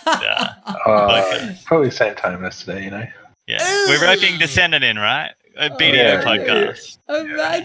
Imagine. It's gonna happen. Let's be real. Everyone's gonna give the hot vote to get me out of here. He talks too much. But yeah, anyway, I don't know what. Oh, PAX. Yeah, but PAX, very exciting. Next week. That was I'm still on the hacker shit, dude. I'm still thinking about that. PAX to hacking. Oh my god. Have any of you guys seen that Netflix show? Actually, is it on Netflix? I'm pretty sure it's on Netflix. It's called Mr. Robot. No, but I've heard a lot about it. Yeah. It won awards. You've seen it, Ando? Yeah, I've seen it. I love it. Oh, dude. Matty, if you haven't seen it, watch it, bro. I think there's only 2 seasons out. There might be a third coming out. What's it about? Soon. I know. I've only seen the first season.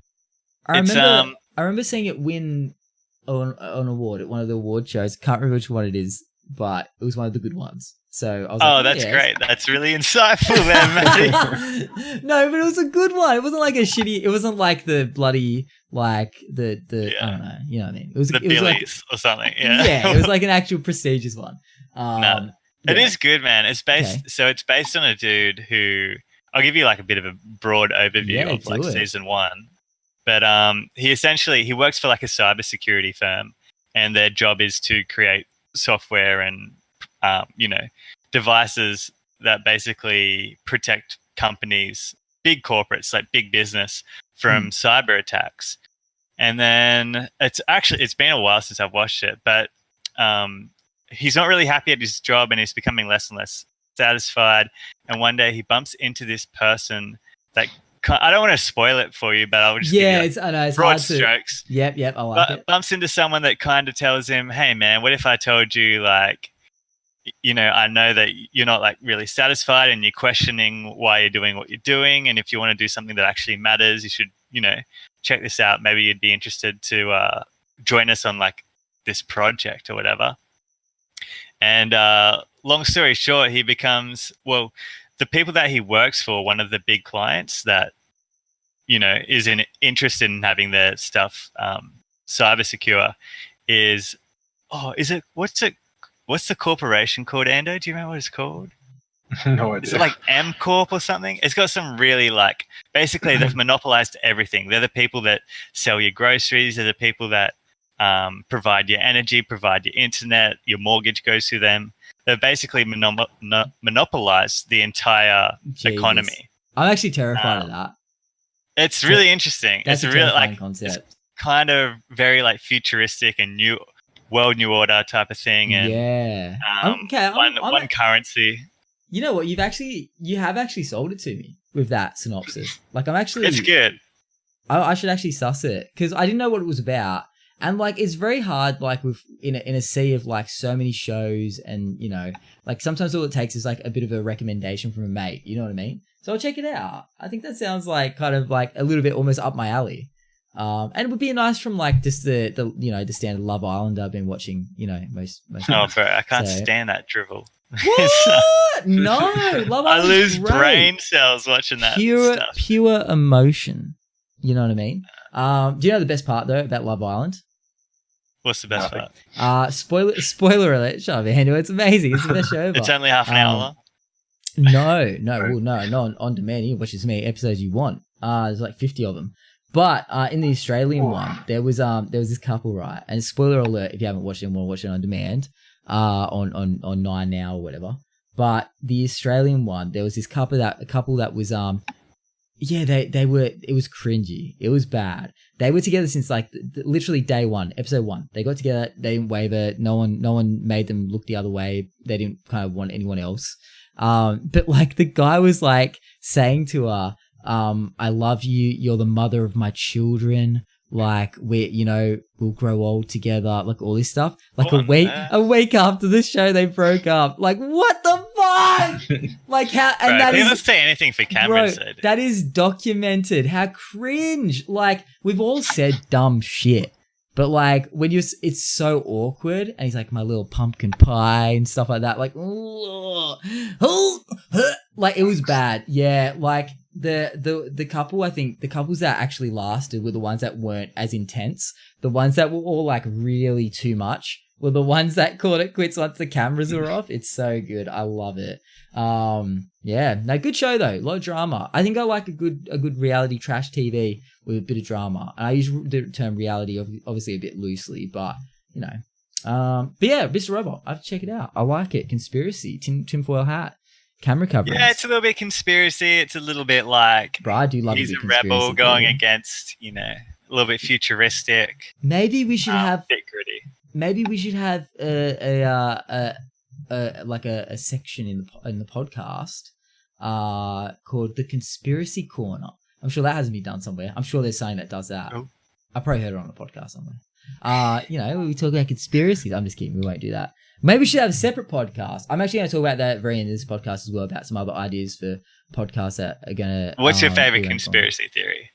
My favorite, I think the funniest one is the flat earth one, because I can't believe people actually fucking buy into that. I haven't even looked too much into that. I don't know. I think like you're going to divide a lot of people on that. I mean, I don't fuck think it. No, you're all, any of the viewers are flat earthers, but you guys are stupid. Don't watch the people.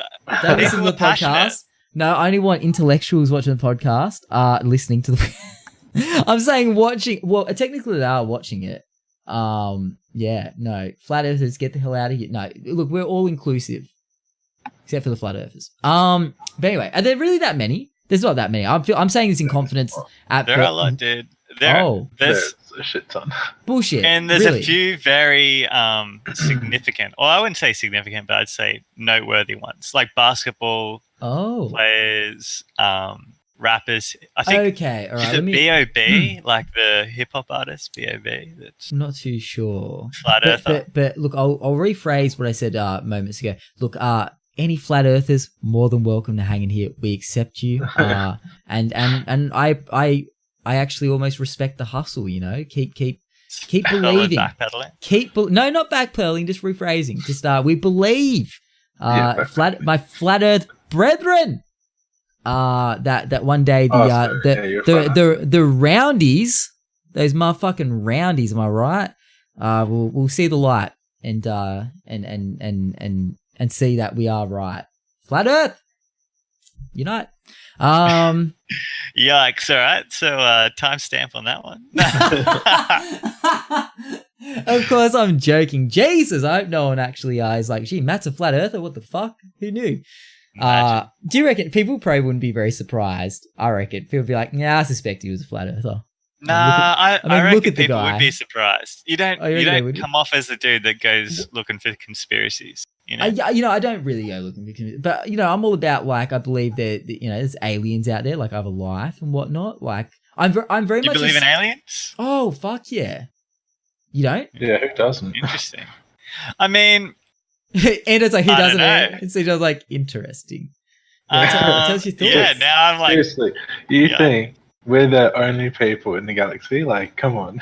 Well, I guess exactly. it depends on what you mean by aliens, right? Because sure, like some bacteria they find on a rock is an alien, right? Yeah, exactly. Well, yeah, exactly. But maybe, I guess, what we should say is intelligent life. Like, or non-intelligent. Let's say, I even think like any form of little like space frog. It would be amazing. I mean, to find, you know what I mean? Do you think that there's another species out there that you could say is equivalent with like a human being in terms of intelligence, ability to create a society, ability to civilize, and yes. Are you going to say yes to all that? Because that's quite that's not the same as just saying there's alien life form, because alien life form is look, don't take my word for it, everyone. Don't bloody, you know what I mean? But there is guaranteed like other civilizations out there. Don't take my word, but 100% there is 100% guaranteed. Oh my god! Okay, don't take my word for it. 99. Yeah, guaranteed. Look, you think about how big the solar system. Like we are. I think there's a lot of weird shit out there, but I don't know, man. I feel like. Bro, think about how big. You don't think any of this stuff would be like not common knowledge, but no, of course not. You hear about places that keep this stuff under wraps. You hear about Area 51. You hear about Men in Black, and there have been people that worked at Area 51 that have like blown the lid off like that. Yeah, they've captured aliens and shit. You know what I mean? But you don't know if they're flips or they're just trying to get a bit of fame, and you know what I mean. But have you watched those Area 51 videos of people trying to sneak in? Like there's no gate. No. Bro, there's no gate. Go on YouTube. There's no gates. There's like just like these signs. Oh, dude, do you have a video? Should we chuck it in a watch together right now? We can't watch it on the podcast. Well, I guess we could, but we'll watch it after. We'll watch it after.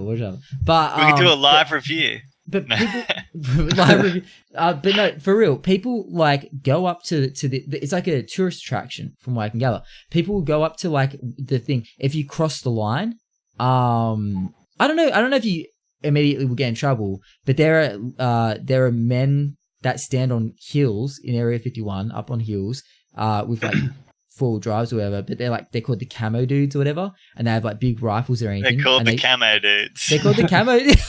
Technical term, the scientific term, camo dudes. Look, I've just watched YouTube videos, but also they're going to call them. They're YouTubers. They're not.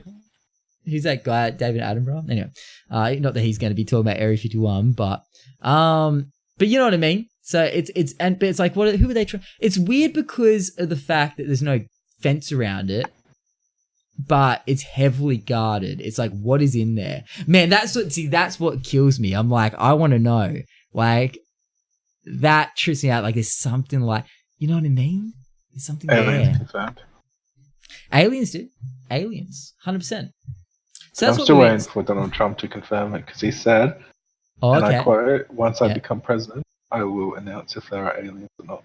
Wait, you need to link a clip of that because I don't think I've ever heard him say that. You've never heard him say that. And then he shows link a video. Yeah, no, I'm interested. And then he shows us a clip, and it's a clear flat earther wearing a Donald Trump mask, and he's like, yeah, aliens, yeah, I'll tell you that, I'll let you know.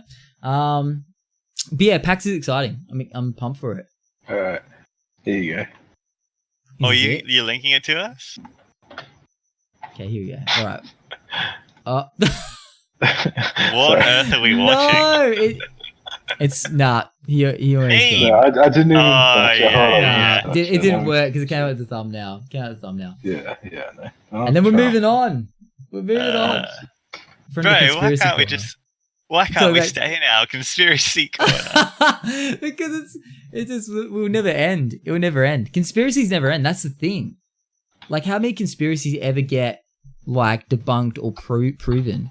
Like, can you think of like a big conspiracy within our time that has been like absolutely like 100% proven or debunked? Exactly. Wasn't there one? I'm trying to think now. Yeah, no, it's see, that's the thing. It's, if it was a really big one, we'd know about it. Unfortunately, I feel like it, you know. I mean, have you guys ever seen anything like that you think's a little bit like, have you ever seen anything in the sky? It seems a little bit like... I don't want to... I mean, there's some things that I feel like are quite common sense and should make sense to a lot of people. Yeah. And the vast majority of people, I guess, will deny it because they don't want to believe it. Yeah. And disclaimer... I'll say this real quick. Disclaimer: this doesn't have to go in the final product of the podcast. No, this is quite divisive. Okay, I like this. This is juicy. Everyone, stay tuned. This is definitely good content. I won't say much on it. I won't linger on it. No, but I want to hear. If anyone's, I'm talking about September 11th. Okay. And all right, this is definitely delving deep. Okay. This is trigger warning. But if you've seen footage. Like, if you've seen the recorded footage of the towers falling, you really got to ask some questions about... Okay, yeah. You're like, are you one of the jet fuel doesn't melt steel beams? I'm not either a scientist or an architect. But I have Somehow I'm not surprised. But I have seen demolitions happen before. I mean, you're not. Yeah, look, I agree. I agree. Touchy subject, 100%. Where are you going from this? I don't know. It's like hard. I don't want to be a fence sitter, but I think a lot of people definitely have opinions on that, don't they? A lot of people have opinions on whether it was a legitimate attack from an outside source, or you know what I mean? Ooh, yeah. That sort of stuff freaks me out. Can you believe though? Like. Bro, they're gonna target us, Sea-Joels. They're gonna come for us. We're not the first people to talk about this. No, we're digging too deep. We're digging too deep. We're getting so deep on this. They're gonna find this in our very well disguised gaming podcast, in inverted commas. They're gonna find our conspiracy podcast that's hidden within a gaming podcast shell, and they're gonna come for us. I think. I don't think that's too likely, but next minute podcast cancelled because we've Sorry, guys, we had to shut it down. Not because anyone told us to, just but we're working the beast. We just thought it'd be right to shut just episode 1 was so good, we wouldn't want to have to do another one, and hopefully, but I had to take episode 1 down as well. Because we thought it'd be the right thing, But anyway, well, there you go. Yeah, no, I was thinking more. Have you seen anything like with your own eyes, though? To make you think, confirm or deny. Tay and I once we were. Oh yeah, you're going to talk about some paranormal things, right? Well, not paranormal, but it was weird. Like I remember we were walking around in her neighborhood one night. I can't remember what it was, but there was like a floating like orb in the sky that had changing lights. And we at first, it looked like almost like a balloon, right? And we're like, what is that? And we're watching it, right? And it was over the top of this house and it was glowing. It had an actual like almost like a light force to it. And we hadn't been together for very long, me and Tay. Tay's my wife, if anyone don't know. And we kind of thought maybe it was tethered to like the house it was hovering over. And it stayed there for a bit, but then it started moving. And it drifted just away from the house. But then it would stop for a while in one spot and then move again. And this was over a decade ago. This was like before drones or anything. It was silent, made no noise, stayed at the same altitude, was glowing, a weird color, and we still don't know what it was. Can't tell you. It was very confusing. It seemed glowing. Yeah, I'm trying to picture what exactly you're describing. It had like if I can remember rightly, it was like a dull kind of bluish purple glow. I think it might have changed color a bit. We thought it was like an ornament or like a cool like. I can't remember if it was around Christmas time because I'm kind of trying to think if we were walking around looking. I don't think it was. I think we were just walking, and I remember we stopped and we watched it for like 15 or so minutes because we were like, "What is that?" And it was so confusing because we thought, like we said, we thought it was tethered to a house, but it started drifting away. We're like, "The fuck is that?" So yeah, very confusing. I don't know. Still, to this day, I don't know what it was. Interesting. The fact it was glowing was weird. I mean, like it had like a glow, like it was lit up. This was nighttime. It was dark. So yeah, and it was like a perfect ball as well. And it was just staying in the sky at a perfect altitude, but it wasn't tethered to a house or anything. It was just, and there was nothing else around. You know what I mean? So very odd. So we don't know if it's like a little alien or something. Not that that's why I think there's like other life forms out there. I just think that was just an odd experience. I've actually never seen anything paranormal. That you witnessed. Yeah. Yeah, I've never seen anything paranormal. That's probably, I've definitely heard or things I thought was maybe paranormal, but you know how you think things are footsteps. Anyway, let's save the paranormal one until next week. Keep people interested. But anyway, actually, maybe we should hear some feedback if you've ever heard some paranormal. Ooh, no, let's go with not paranormal. But what yeah, should we go with? In the I keep pointing to my webcam. Totally not. Webcam's not on. Like as if I'm streaming. I keep turning to the audience that isn't there, pointing to the webcam saying, hey, if you, and I just remember they can't see me. So that's, I think I've got to remember, not streaming that. But yeah, if you guys have had if you guys have any conspiracies or seen anything you think is a little bit, like outer worldly, definitely, yeah, drop a little comment below and let us know. We might read a couple actually. We might discuss a couple on next week's gaming podcast. It is called the Cactus Cult Podcast. I think it is very much a very rambly podcast wrapped in a gaming skin. Dude, imagine if we had a conspiracy expert and then they came up on the podcast in one of the following weeks. We might have to. We might have to get a conspiracy expert. Yeah, we might have to find one. I think that's a good idea. Let's work on it. I'm excited. But yeah, PAX is looking really exciting. So more on that, I guess, next week when it gets even closer to PAX. Maybe we can talk about a couple of things that are going to be at PAX. And wait, next week? It will literally be PAX. Well, no, but next week we'll do another one on Wednesday. Yeah. And I'll try and then we'll jump in the car and drive down. Exactly. Yeah, easy clap. And then the next week after that, we'll talk about how PAX was. Hopefully it wasn't a disaster. I'm sure it'll be great.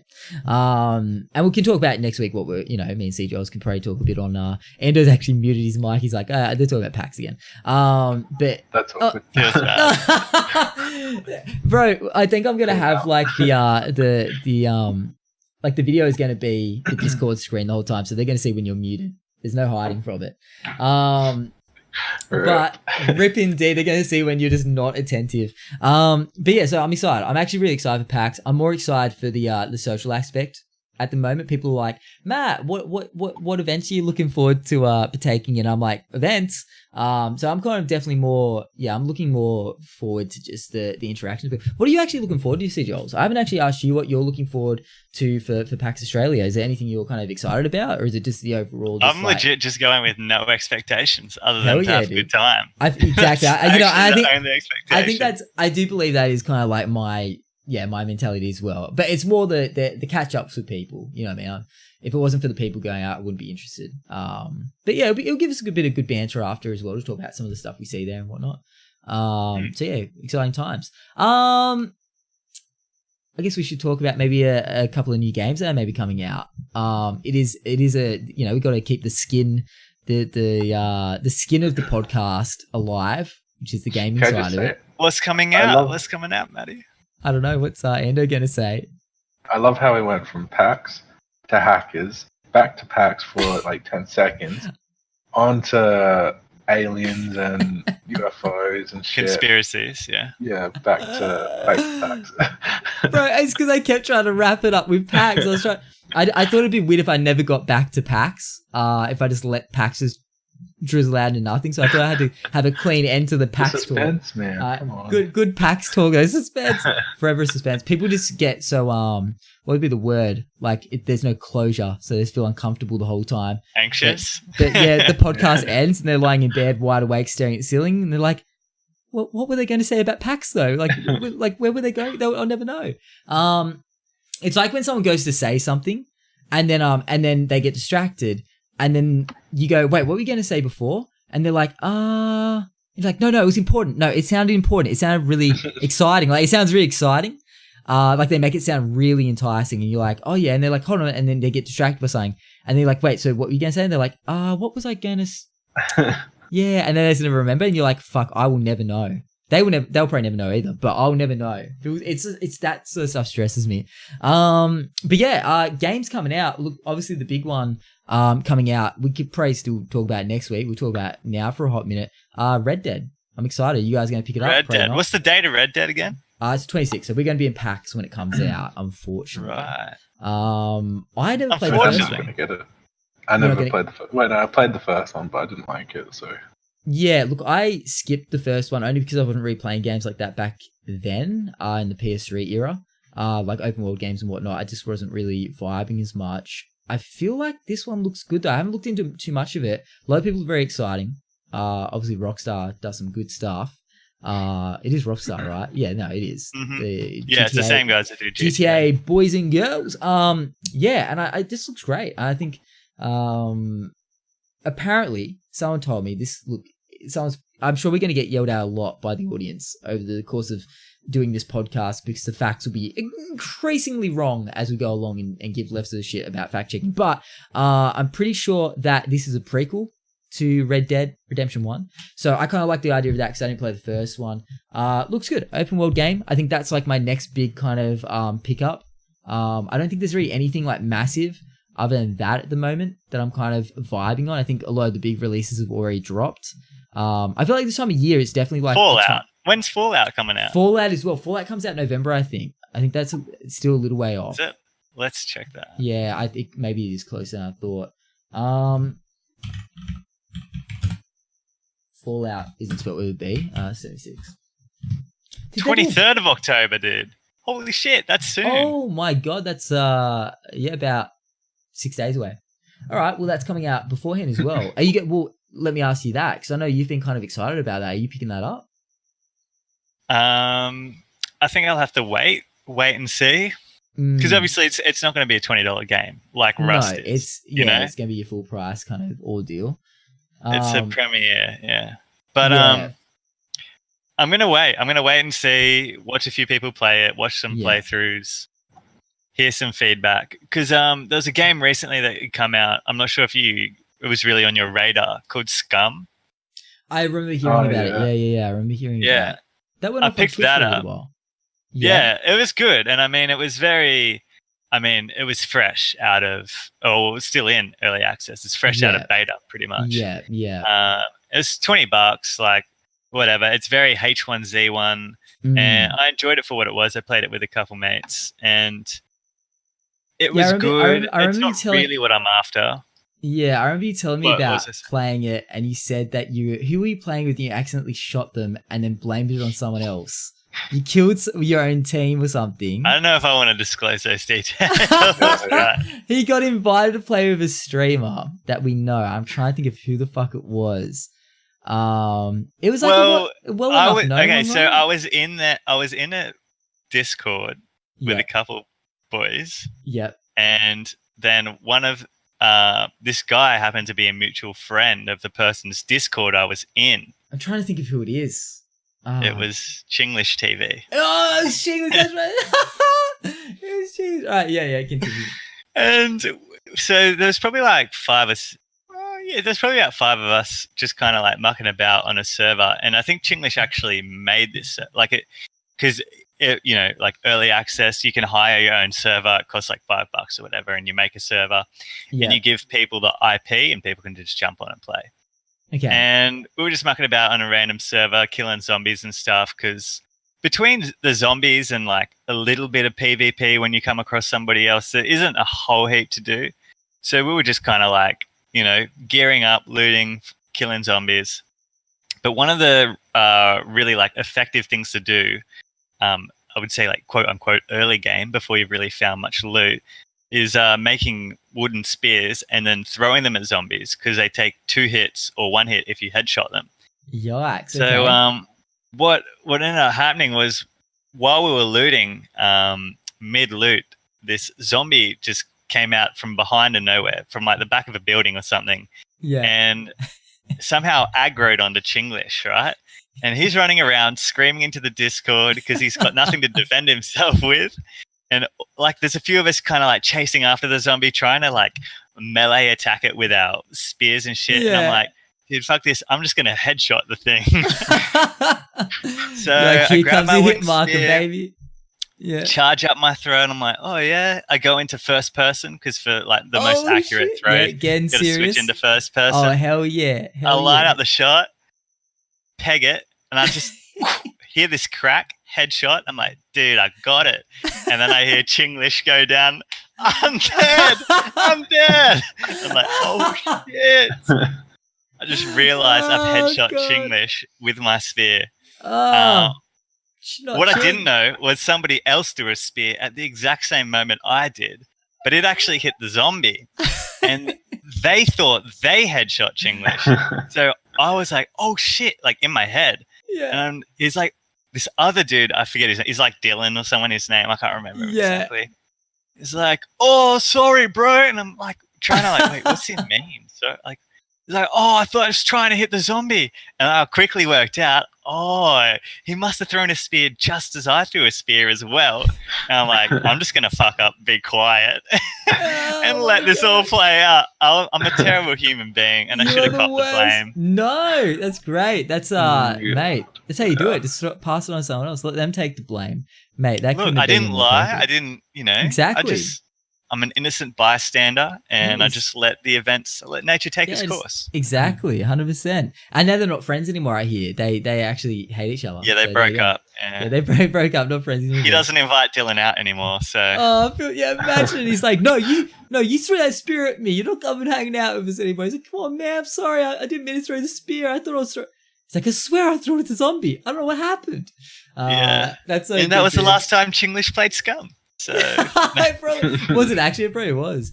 Nah, that game fizzled a little bit. It did. There just wasn't enough content, and I think it might be one of those things where people go back in another 6 months if they've done a few things to it and added some more stuff. But speaking of Chinglish, a bit of news recently. He got a 24-hour ban for playing. Yeah, I know. Beloved Chinglish wouldn't hurt a fly. Got a 24-hour ban on Twitch. He handled it really well with a series of tweets. Quite, and he got... Wait, is that sarcasm? Was he flaming up the Twitter? No, he did it in a very Chinglish way of making that was a very joke tasteful. Yeah, he tends to do a lot of Twitter videos when something happens, and because he's just a lovable Australian, just makes it funny. Yeah, he's a good dude. I actually really like the guy a lot. A lot of respect to that. 100%. Yeah, he's a lovely dude actually.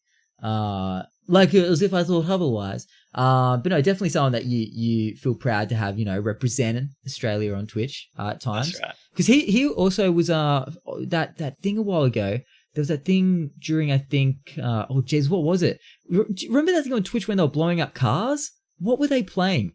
Chinglish was on that. It was in America. Yeah, it was like, think what that was. They were playing a game. It had who'd it have? Jesus, who the fuck was on it? It had that guy. I can't think of his name. What is his name? I'm gonna look it up. Twitch. Blowing up. Up cars. Let's have a look here. Oh no, there's too many things where cars got blown up. I'll try from Chinglish. Chinglish. Okay, let's have a look here. Battle Cars, the Grand Tour. Yeah, that's the one. Battle Cars Grand Tour. Jericho. Oh yeah, I remember that game. Yeah. Yeah, no free sponsorship. Yeah.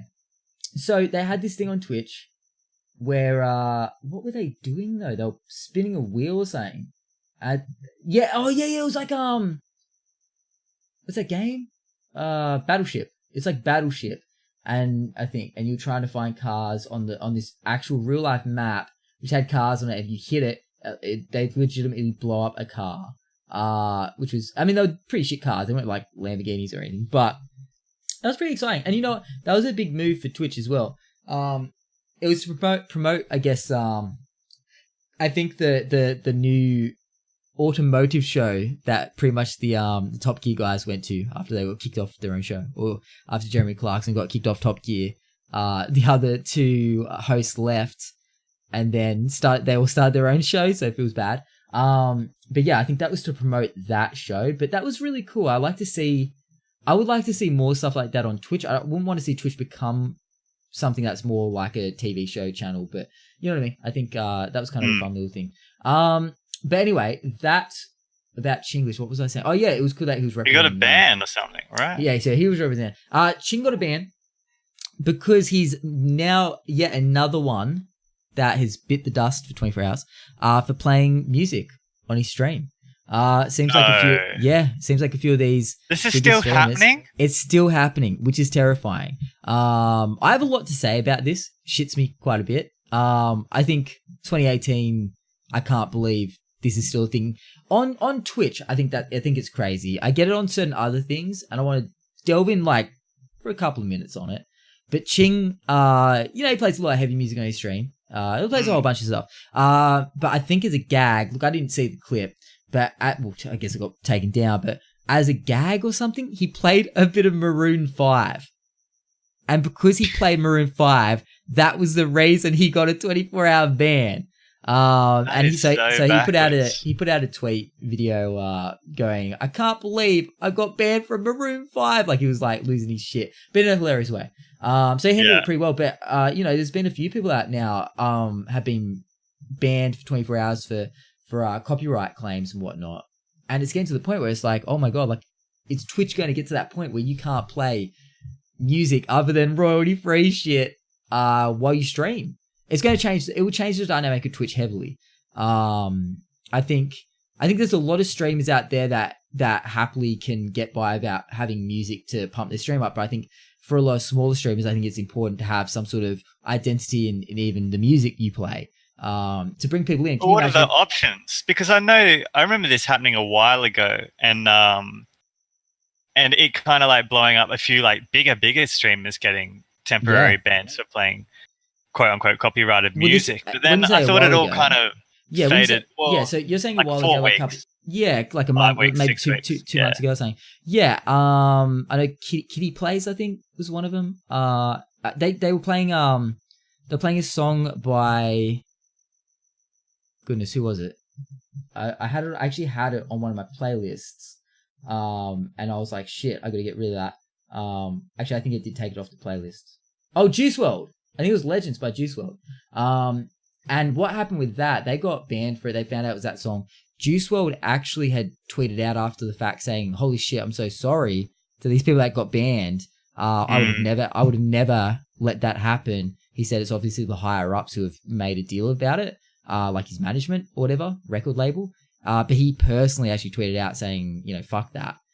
He himself, who is the name, like the man himself, that his music got then banned. So it's kind of crazy. But apparently Keemstar, of all people, apparently pulled some strings. Yeah, that's right. I remember. He apparently, because it blew up on Twitter, people were like, what the fuck? I thought we were allowed to play. There's even apps on, there's even, panels you can get on Twitch that show what you're playing on Spotify. But I'm pretty sure they have removed the main Spotify panel. What are they called? Extensions.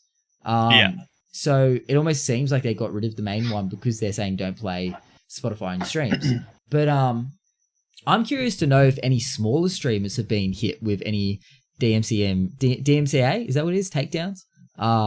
Because obviously we're hearing about the big ones. I guess you just wouldn't hear about the small ones, but is it only because they're bigger streamers? You know what I mean? I don't know if they've got like something, I guess they've got a program, like surely they've got a program listening to all these songs, but it's weird that it's only picking a few different things. It's confusing. And it doesn't seem like it's hitting everyone. Like we could probably go to a stream right now just randomly and listen to songs that are obviously copyrighted. 100%. So it seems like there's no reason or rhyme. No. And the shit thing is now that people like Chinglish himself, the people that have been banned, now they're feeling like they're walking on eggshells. They don't want to get banned again. They don't want to start booing up strikes or whatnot. So he's at the point already. That's his one chance. Now he's kind of saying, well, okay, we're gonna have to be careful what we play on stream now. And now he's trying to tee things up with Unify, I think it is, who a lot of heavy bands in Australia run through for promotion, I think. I don't know exactly what the deal is, but he's trying to get a thing where he can do heavy metal Tuesdays or whatever the fuck it is that he does, hardcore Tuesdays, and play heavy music on the stream with their permission. But now he's going through the avenues because he's worried that this is me speaking for him. Obviously, I don't know the full extent of it, but from what I can gather now that this has kind of made him really second guess what he plays on his stream, and that sucks because now he has to be careful. It's making his job harder when really it's not that big of a deal. And look, I'm saying this as not a music creator, so I can't really talk. But let's be real. No one is going to listen to your song on a stream once and be like, I've heard it now. Don't need to listen to it anymore. I'm done with that song. I would never listen to that. If I hear it again, no, I couldn't sit through another 3 minutes of that. If they don't want to hear it again after hearing it once, they were never going to pay for your music in the first place. You know what I mean? I would agree. 100%. But it's more likely that they're going to hear that song go, like how many times in my stream do people hear music that I'm playing on my stream and go, what is that song? Motherfucker. And I give it to them and they're going to listen to that shit on Spotify and give that person their 1 cent per play. Not even. There's just everything about it seems backwards, which is the problem.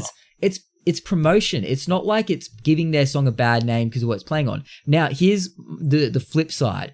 On YouTube, I kind of get it more so because people are putting these songs, which is a creative format, along with their creative format. They're essentially putting a song, and I've done it, putting a song over the top of a video they made. And those videos, like they might express like an opinion that's not what the artist of that music wants to express.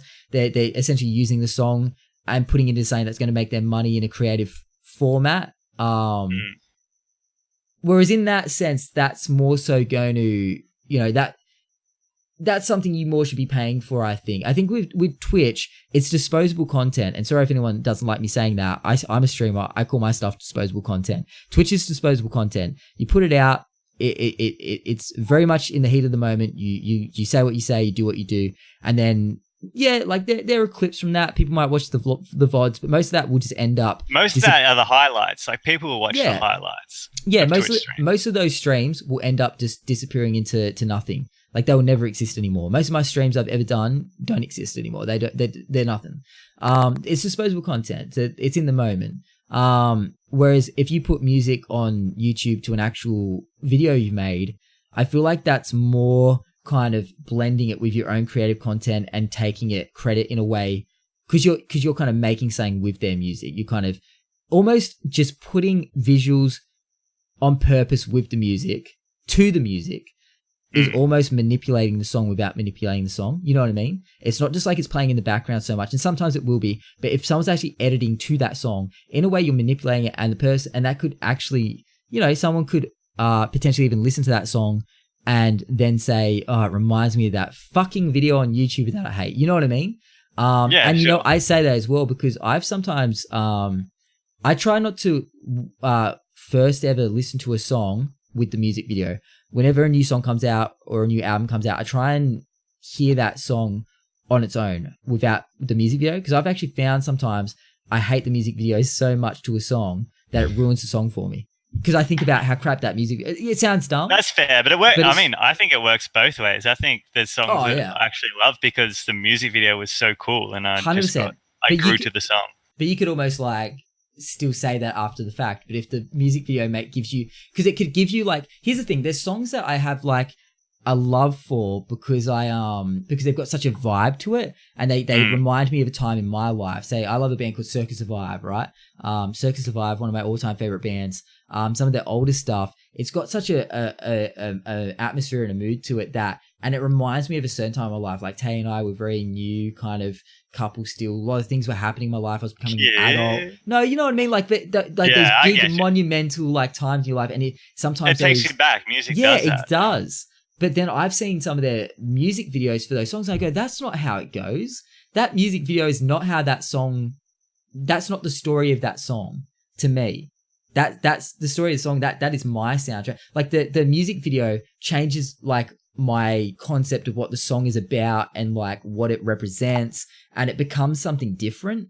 As weird as that sounds, and people might disagree, but that song then doesn't have this. Like I might think of it as a very romantic vibe or a very like summery vibe. All of a sudden, I'm watching the clip and they're like literally in like snow, and there's like someone crying. I don't know. You know what I mean? And they're like.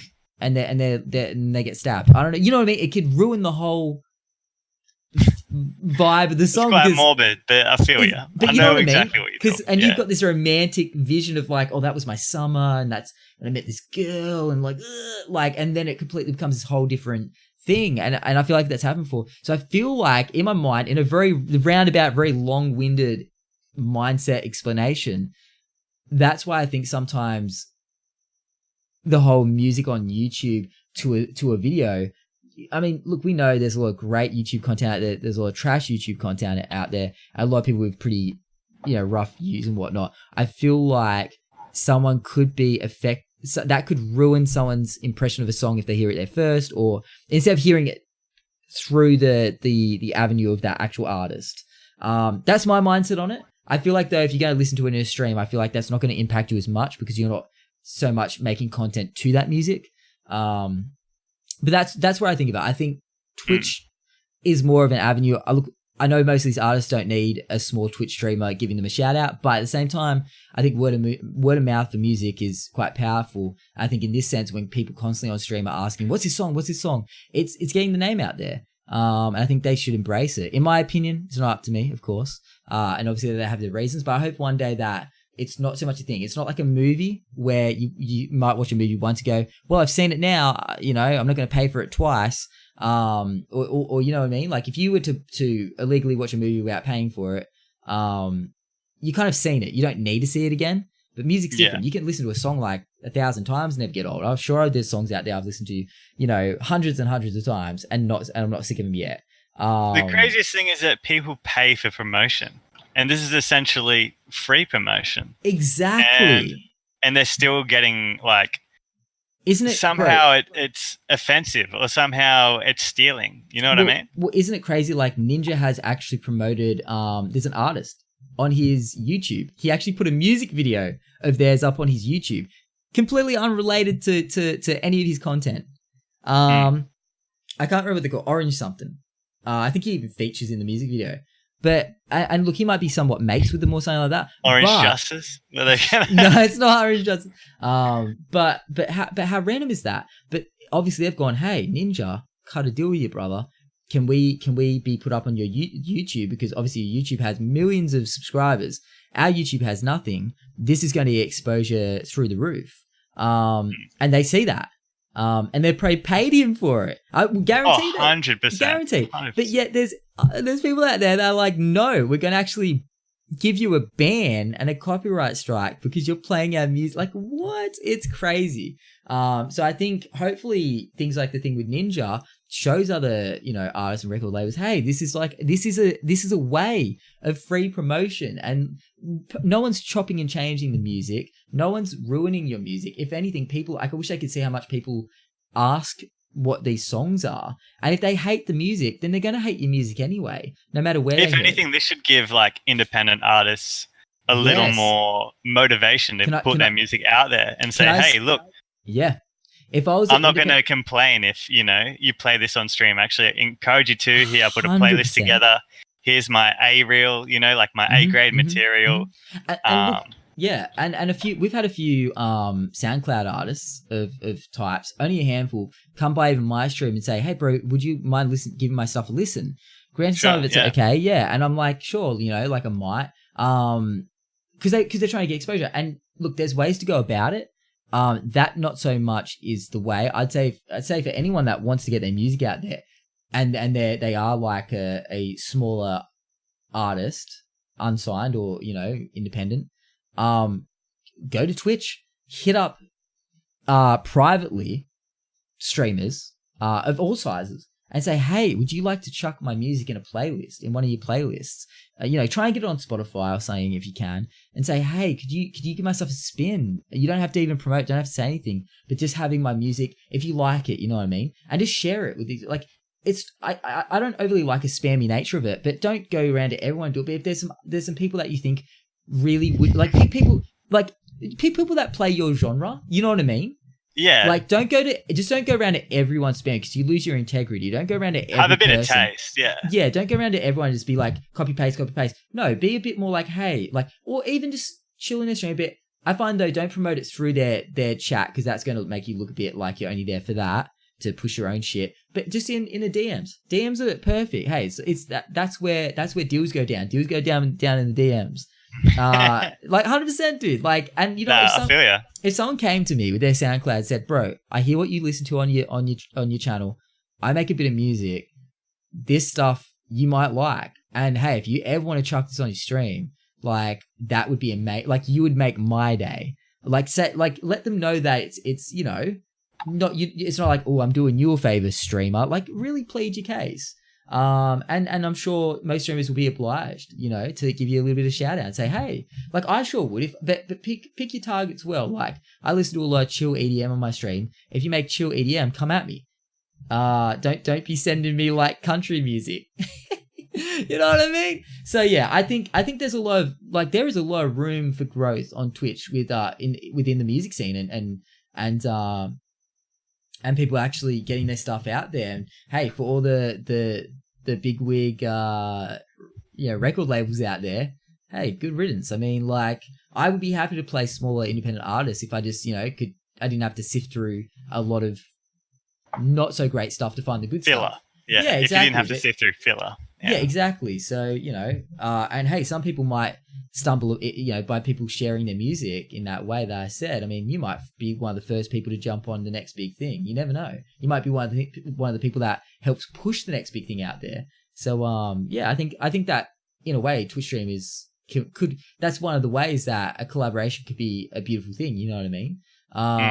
Yeah. So, because that way we're playing music that we're allowed to play. And we're helping them out as well, get their name out there. So hey, it's one of those things to consider. So if is there any budding musicians out there, take note. I think that's the way to go about it. From a streamer's point of view, I would respect that hustle. But yeah, so I don't know. Everyone be careful as well, because my God, they're banning people out there for playing music, but it's not that scary. I think the main thing is keep doing what you're doing until you get banned once, and I think that's when you have to start being careful, because you don't want to get banned twice. So until I get banned for playing music, that shouldn't be, I'm not going to worry about it, but something to definitely keep an eye out on. What is it? Music on Twitchgate 2018. We'll go with that. So yeah, that's a bit of that. I think we're kind of, I think we're down to like a final topic. You guys are probably ready to call it a night. We've been going for I'm not sure. Is 2 hours. Xander's still awake? I don't know. Sure. He's still he's so tired. Oh God, we'll try and do this. It's past your bedtime, mate. Sorry to keep you up. Right. Yeah. Oh, you don't have much to say. He doesn't have much. No, yeah, it's just Twitch, No, that's just Twitch. Okay, well, maybe you have input in this final final one. I don't think there was I didn't have any notes or anything. I didn't come. Can I say as well? This podcast today is very much. It's been something that's been in my head for quite some time, and I've just constantly thought it's not ready. Like we don't have graphics. We don't have like an intro song or anything like that. We don't have a name for it. I just thought fuck it. I'm just sick of not making it happen. Let's do it. So this is very much like this is. I tell people constantly that want to do things like this on Twitch and blah blah blah. You know, that are thinking about. Don't wait till it's perfect to start. Start yesterday. Just fucking get into it because it's never going to be perfect when you start. So this is what this is. So if anyone's like, why is it so imperfect? Fuck you, first of all. Start your own damn podcast. But second of all, because I think that's the best way to grow it and get it to where it needs to be. I think if you're always putting it off, it's never going to happen. So this is what this is. And this is a very spur of the moment thing. So there's not much planned and we're going to learn as we go. And like I said, you guys in the comments, please let us know what you want to see. If you got any ideas for it, or any just helpful criticism, I'm fine with that. Don't be too harsh on us. We're new. But hey, I appreciate even the fact that you guys are listening. It takes me to like the final, I guess, little thing I wanted to say about just where I want to take this stuff. I mean, obviously you guys are a part of it. But this isn't the only podcast I'm going to be wanting to. This is like the first step. And we're going to be hopefully doing this if you guys are keen every Wednesday. We can shuffle it a bit. But every Wednesday. Wednesdays are fine. Cool. It's maintenance day. So well, there you go. It's maintenance day. Like, okay, so we're looking at like an every Wednesday thing. Probably not released on. We're probably released on like the Thursday morning or some shit. Can I just say real quick? Yep. Poor descendant. Every Wednesday he's going to have nothing to do because servers and video. Oh no! Maybe making podcasts. Maybe every now and then we can get a guest fourth in. You know, I feel like we don't want too many cooks in the kitchen, though. You know what I mean? Like, I feel like you know what's going to happen when Descendant comes in, and it's the three of us, and he's not going to say much. Doesn't play at BDO. Oh shit! Yeah, no, we're not getting Descendant. But okay, so Ando. That's not where I was going with that. But Ando and C-Joels are going to start up their Black Desert Online podcast. Look out for that! Very exciting. Yes, it's under the Cactus Cult umbrella as well, so that's going to be exciting. I actually was going to start back when Fortnite came out the first week. I was going to start a Fortnite podcast. Big regrets that I didn't do it. Man, that would have taken off. Like I was going to do it. Oh, I'm glad. I mean, it wouldn't matter now. You talk about Fortnite for 2 hours though. For 2 hours, just Fortnite. Yes, easy, dude. They were patching that shit once a week. Once a week, different seasons, competitive stuff. There was the News City, streamer talk, everything. That game, that game before it was what it was. Like I played it day one, when it launched. And I was like, this shit is going to blow up. Like, it's just good. And I was like, I need to find something to podcast. And because of me not starting things that when I think of them, which I'm going to stop doing, I'm just going to start things and hope that they work out. But I feel like I missed out on an opportunity. I think that could have been that would have been massive. And I remember looking for Fortnite podcasts and there was none at that time. The probably is a shit ton now. There would have to be. So the whole idea is there's going to be a couple of podcasts a week, hopefully, eventually. This is one of them on Wednesday. The other one that I've been wanting to do for a while there is going to be me, myself, MattyAP, and a special guest every week, either from Twitch or YouTube, or just somewhere from the area that we're from, which is the online entertainment industry, especially in obviously gaming and pop culture. So that should be fun. If anyone's actually keen on being on that, I'm going to be looking for, any size of streamer, obviously someone that's got some, not to be a dick about it, obviously someone's got a slight bit of clout. So if you feel like you're at a level where you've got to, obviously it'd be good to talk to people that have had a bit of experience so far. I mean, I've been in it for about 3 years. How do you measure clout, baby? How do you measure? God, I mean, I'm talking if they've got like a little bit of something under their belt. Obviously, if you've got 2 viewers, keep around the block. Keep at it, and nothing wrong with 2 viewers streams. I fucking represent. I was there for a long time, and I think I still probably dip there every now and then playing Call of Duty. But you know what I mean. I think we're looking for some people that have been on Twitch for a little while and had a bit of experience, just so we have that that conversation to talk about. I want to be talking to people about their come up story or their ups and downs, certain things that they've been through on Twitch, things that they found that work, stuff that's going to help other content creators grow. This is coming from someone like myself who has found it always a bit hard for growth because I take time off and blah, blah, blah. And I'm not always the most consistent. I want to hear other people's stories on their success stories though, and what gets them to where they are. Or what they're striving for. I think it'll be interesting to hear people's stories, and hopefully we'll work our way up the clout ladder, and eventually be talking to some bigger names. Obviously, I'm not going to be hitting up bigger names unless they hit me up to start by some odd chance, but we'll see how we go. But I'd love to talk to a few people, a person every week. So if you're interested, hit me up. Feel free to even comment below or hit me up privately. And we might be able to, get you on at some point, because that's going to help me out rather than hitting other people up and hassling them saying, be on my podcast. But the other one I want to do is not so much why are you laughing? But I hope that wasn't too I hope I haven't fucked anyone's ears today. I'm trying to move away from the mic when I yell. I might need hearing aids after, actually. Just book an appointment right special quick. edition of the Cactus Cult Podcast comes with hearing aids, so it feels good, man. Sweet. Limited edition, by the way, gold trim and a gold little AP on the side there, just a little accent engraved. So anyway, and then the final thing I'm looking at doing is a weekly podcast, which is just myself. No CGLs or Ando, because fuck them. I'm kidding. Okay. I know. I'm kidding. I love them. Can I just say these two blokes are some of my best friends on Twitch. Obviously, I have other great mates like Toddy and whatnot. I'm blushing, dude. And Toddy the Moddy, I'm sure he will feature on this podcast here and there. But the boy actually is one of the we should have called ourselves the Jobless Boys or something. This should be the Jobless Boys podcast. We each kind of don't. We have side hustles, but we're not working full time. So it's very easy to make this thing happen. Don't judge. We're free agents. We're kind of we're more so free agents. Toddy's a little bit more locked down, but we will try and get some of our other mates on this podcast. Every now and then, so you guys will start to know who they are and who we're talking about. Because I think it'll be fun to include them. So if you're listening, Toddy, it's not that we don't want you on here. We love you, bro. We just know you're busy. We don't want you on there. No, don't listen to Ando. He's busy. But this other podcast, look, I want to do a couple a week. This is because I love Twitch, but I'm really want to branch out in a few other avenues.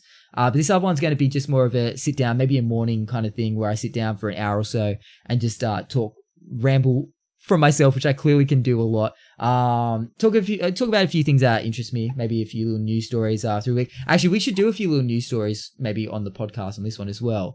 Do a little news section, but we'll work it out. But I'm going to do just a solo one as well. I think that'll be kind of cool just to ramble a bit. That one's probably not going to be ever like an actual podcast, more of just a YouTube thing. So yeah, look out for all that. I'll be hopefully launching them just straight after PAX. I want to get straight into it. That's also included, with doing the Twitch streams as well on top of that. So exciting things. I don't know. What do you think of that, C-Joels and Ando? Are you excited? Yeah, bro. Poggy champs, baby. I know that wasn't much of a conversation. I just rattled that shit off without even giving you guys much of an input. Didn't even read a script. I know. God. Actually, I actually went out and bought like a $6,000 teleprompter. Yeah. I didn't want. Look, I'm too honest. Yikes. I'm too honest. Yeah, it's scrolling Just word for cut word. that real quick. Bro, I actually fucked a few. Yeah, what's the timestamp on that? But yeah, does anyone want to plug anything before we call it? Anyone want to plug any social media? I know C-Joels is very secretive. C-Joels, do you need to get like a social media you can use for this sort of stuff? Because people are going to want to know where they can find you, where they can see what you're up to day to day. Yeah, get a C-Joels Twitter, get a C-Joels Instagram. Maybe I actually will. I think you need to because people are going to want to know who this awesome C-Joels guy is. No. I'm just an alias kind of dude, fly by the night. Well, exactly. Be an alias on Twitter. Right. So C-Joels unfortunately doesn't have anywhere you can contact him. Feels bad, man. But Ando, I know you have a Twitter. Do you want to plug it? What was that? I'll take that as a no. All right, moving on. Oh god, no. You can catch Ando. What's your Twitter? Oh shit. You don't know it? No. Oh, are you asleep, bro? What's going on? I think it's just the same as everything, isn't it? Oh my god! So next week it's just going to be me and CJ. We'll find a third. It's fine. Don't stress, guys. I think Descendants free next week. I think Descendants free. Yeah. No, we love Ando. He's I think Ando's probably the most relaxing voice out of all of us. He's so chill. Sweet. I'll take that. Sweet. But if you want to catch me on anything, it's at the MattyAP. You can find me on I'm starting to question it. It is at the MattyAP on Twitter. Also at the MattyAP, I think, on Instagram. Oh wait, or is it just MattyAP? I made it. Yeah, it's the MattyAP on Insta as well. And this will get better, guys, by the way. No. This is great. People love unprepared shit. I swear. This is content. Yeah, and at the MattyAP on Twitch as well and YouTube. So check all that out as well. This will be going on YouTube. Eventually, I hope to put the audio of this up on some podcasting platforms. I actually haven't looked into that yet. So I have to work that out. No, this first one is just going to be YouTube. But hopefully you guys look forward to the next episode. Oh yeah, definitely. This is definitely going up on YouTube. I'm gonna probably sort this out tonight. Maybe we'll see. I think it'll be a Thursday morning thing. To be uploaded. No, fuck that. It's gonna be a Thursday morning thing. I'll be putting it up the minute I get out of bed. So pretty much before the stream starts tomorrow. That way I can plug the shit out of it, like literally every 2 minutes of the stream. Actually, little bit of a thing before we head off. CJOS and I dipped into a Marbles on stream last night. What happened? We were planning to do that. I know. Yeah, today's stream was a little bit rough guts. I was so tired because we stayed up so late last night. What is Marbles? Wait, so you know the marbles thing, right? Where people play marbles on stream. It's like they race marbles. No. Okay, so there's this phenomena going on right now. Taking Twitch by storm. Where people basically are doing IRL streams, but just chatting streams. Apologies. And they have, right.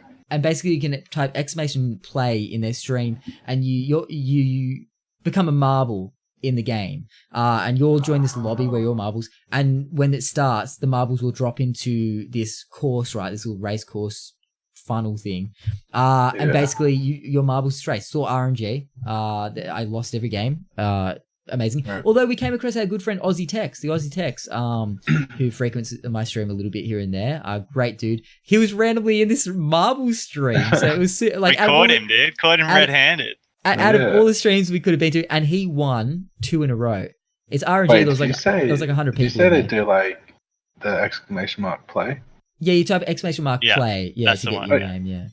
CJ, I'm not sure if it happens with you, but is that what people do with your guild in Black Desert? Do they just do that? Because in my guild, they're always spamming like play. Yeah, that would be the marble. Yeah, that makes so much sense. Because I'm like looking at the settings, like the attendance things or whatever it's called, and it's just like, the fuck are they talking about? So confusing, but now I understand. That's so funny. All right, well there you go. If anyone's wondering what the whole ! Play thing's all about, there you go. Taking the world bit by of an inject for you, yeah. Taking Twitch by storm. I'm in the loop. Look, we might fuck with that sometime this week on Twitch, and we will probably talk about it next week and see what we thought about it. See, because look, there was people on there, right? That the guys that we watched had under 500 followers, but they both had over 100 viewers. So it seems like quite a thing to get in on. Try it for yourself. See if you can grab a couple of viewers. The guy we were watching though. We were watching last night. God bless his little cotton stocks. But so triggering. So I don't want to say what, like, because it's going to make us look like dicks. But because saying that now makes us look more like dicks to people. But what do they do? But we did it as a joke. God, I guess it could be classed as trolling. It was mostly, it was CJOS. I don't troll. But anyway, he kept, thanks, dude. Yeah, so pretty much every minute he was at 489 followers, and he kept saying, "All right, guys, just a reminder, we're 2 followers away from 490 subs. So you can make followers. Sorry, I don't know why I said subs. 490 followers. So make sure you guys hit that follow button. We're 2 away from 490." And then like a minute would go by and he'd be like, "Don't forget, guys, 2 away from 490. Two more followers away." And he just keeps saying 2 more away from 490, but no one was following. And then C. Joel's wrote in the chat, like, we're getting a bit of a rapport with this guy. It's like, we'll become friends, so we'll have a bit of friendly banter, I guess.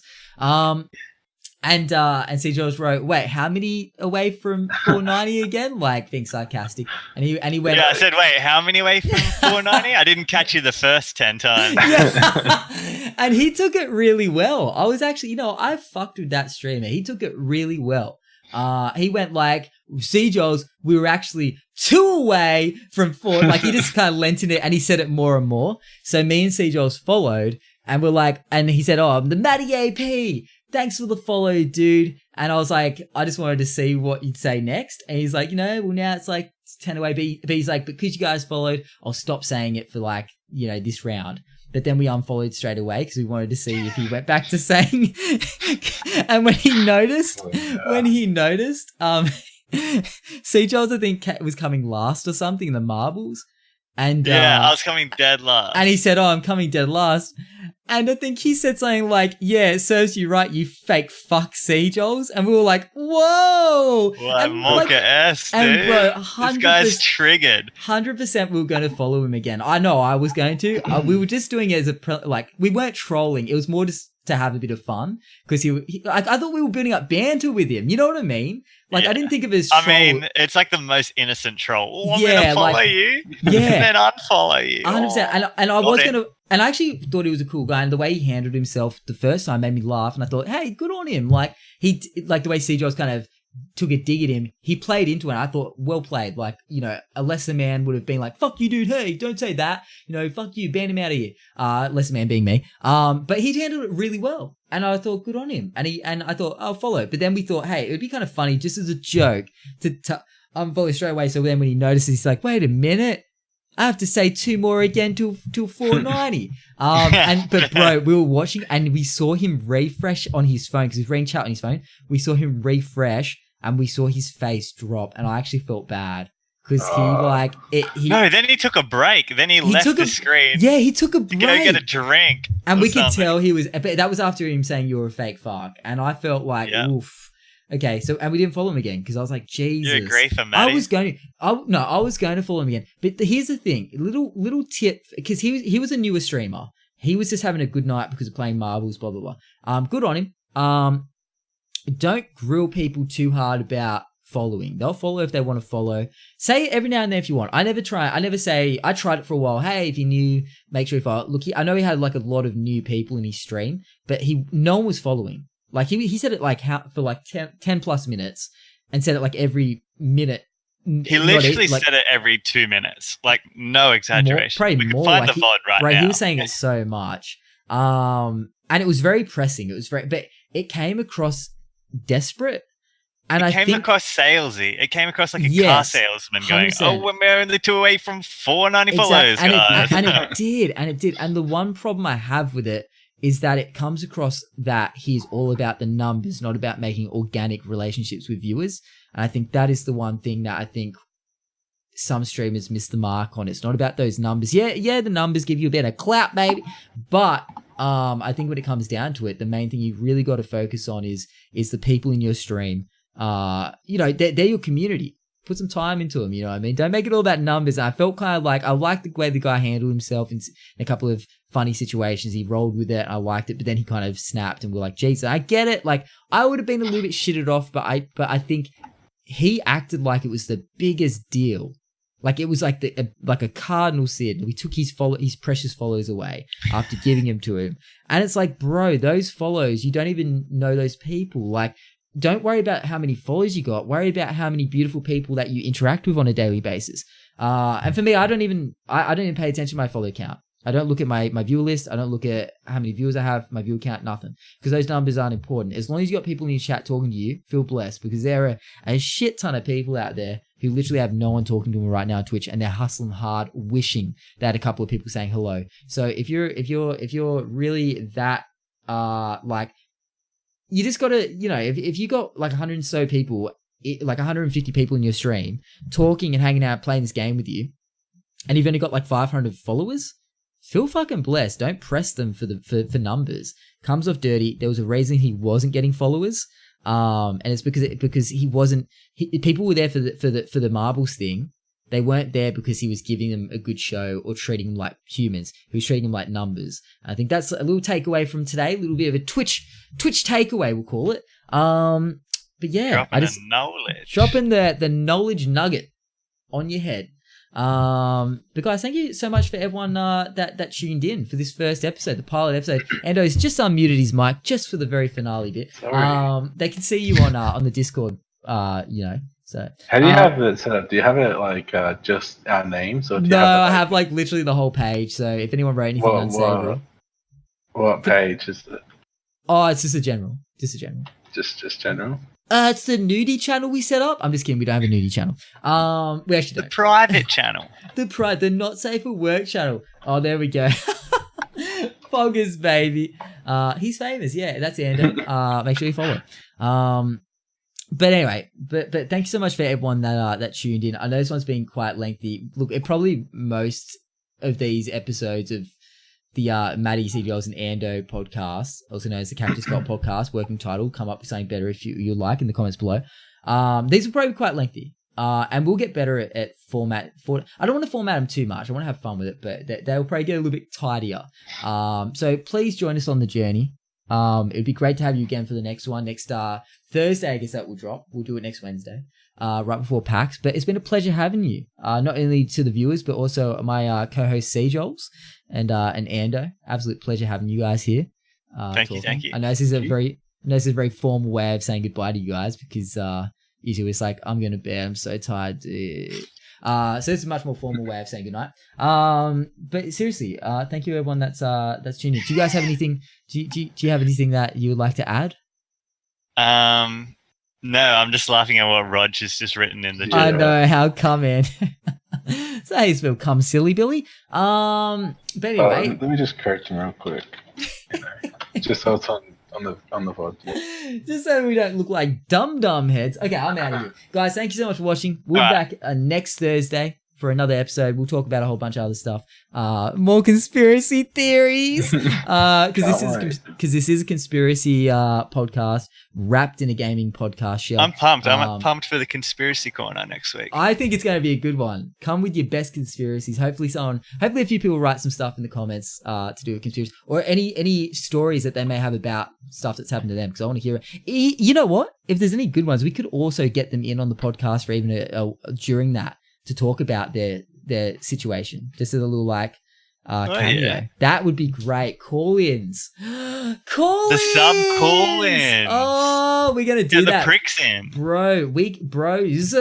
We can do, okay, if you sub to my channel on Twitch, we will write in the sub channel that while we're doing the podcast, we'll be looking for people for certain topics maybe or something to call in. We'll do a call-in corner, even a corner where they can, when they can call in and ask for advice on stuff. That could be juicy. MattyAP dating advice. How's that? Not because we're good at giving advice, just because we want to hear your juicy dirt. So that would be fun. So look, this podcast could go a lot of different ways, but we'll keep the gaming wrapper on it for now. But guys, thank you so much for watching, seriously, or listening, for you playing at home. It's been fun, and we'll see you all next week. But everyone take care of yourself, take care of each other, and I'll catch you then. We'll all catch you then. What should our sign off be? We haven't workshopped that yet. We need to workshop that. Bye, losers! Oof. Later, nerds. Later, nerds. That should be it. No, we should just be like, later, nerds, and then add it. Because that's endearing. Everyone likes being called nerds. Yeah. Do they, though? Okay, later, nerds. All right. And that's a wrap. That's it. Yeah. I think, how do we know when it's ended? Beautiful. It has. It's already ended. Oh, thank God. I can't hold that facade of being a somewhat nice person. Where's my fucking mocha latte? Tay? Tay? Where's my... Oh, actually, she's going to come in and think I'm actually... Never mind. It's for the podcast banter. She's probably asleep and she's... Well, it's still recording, actually, technically. Oh, I thought I stopped that. Okay. God bless. Bye.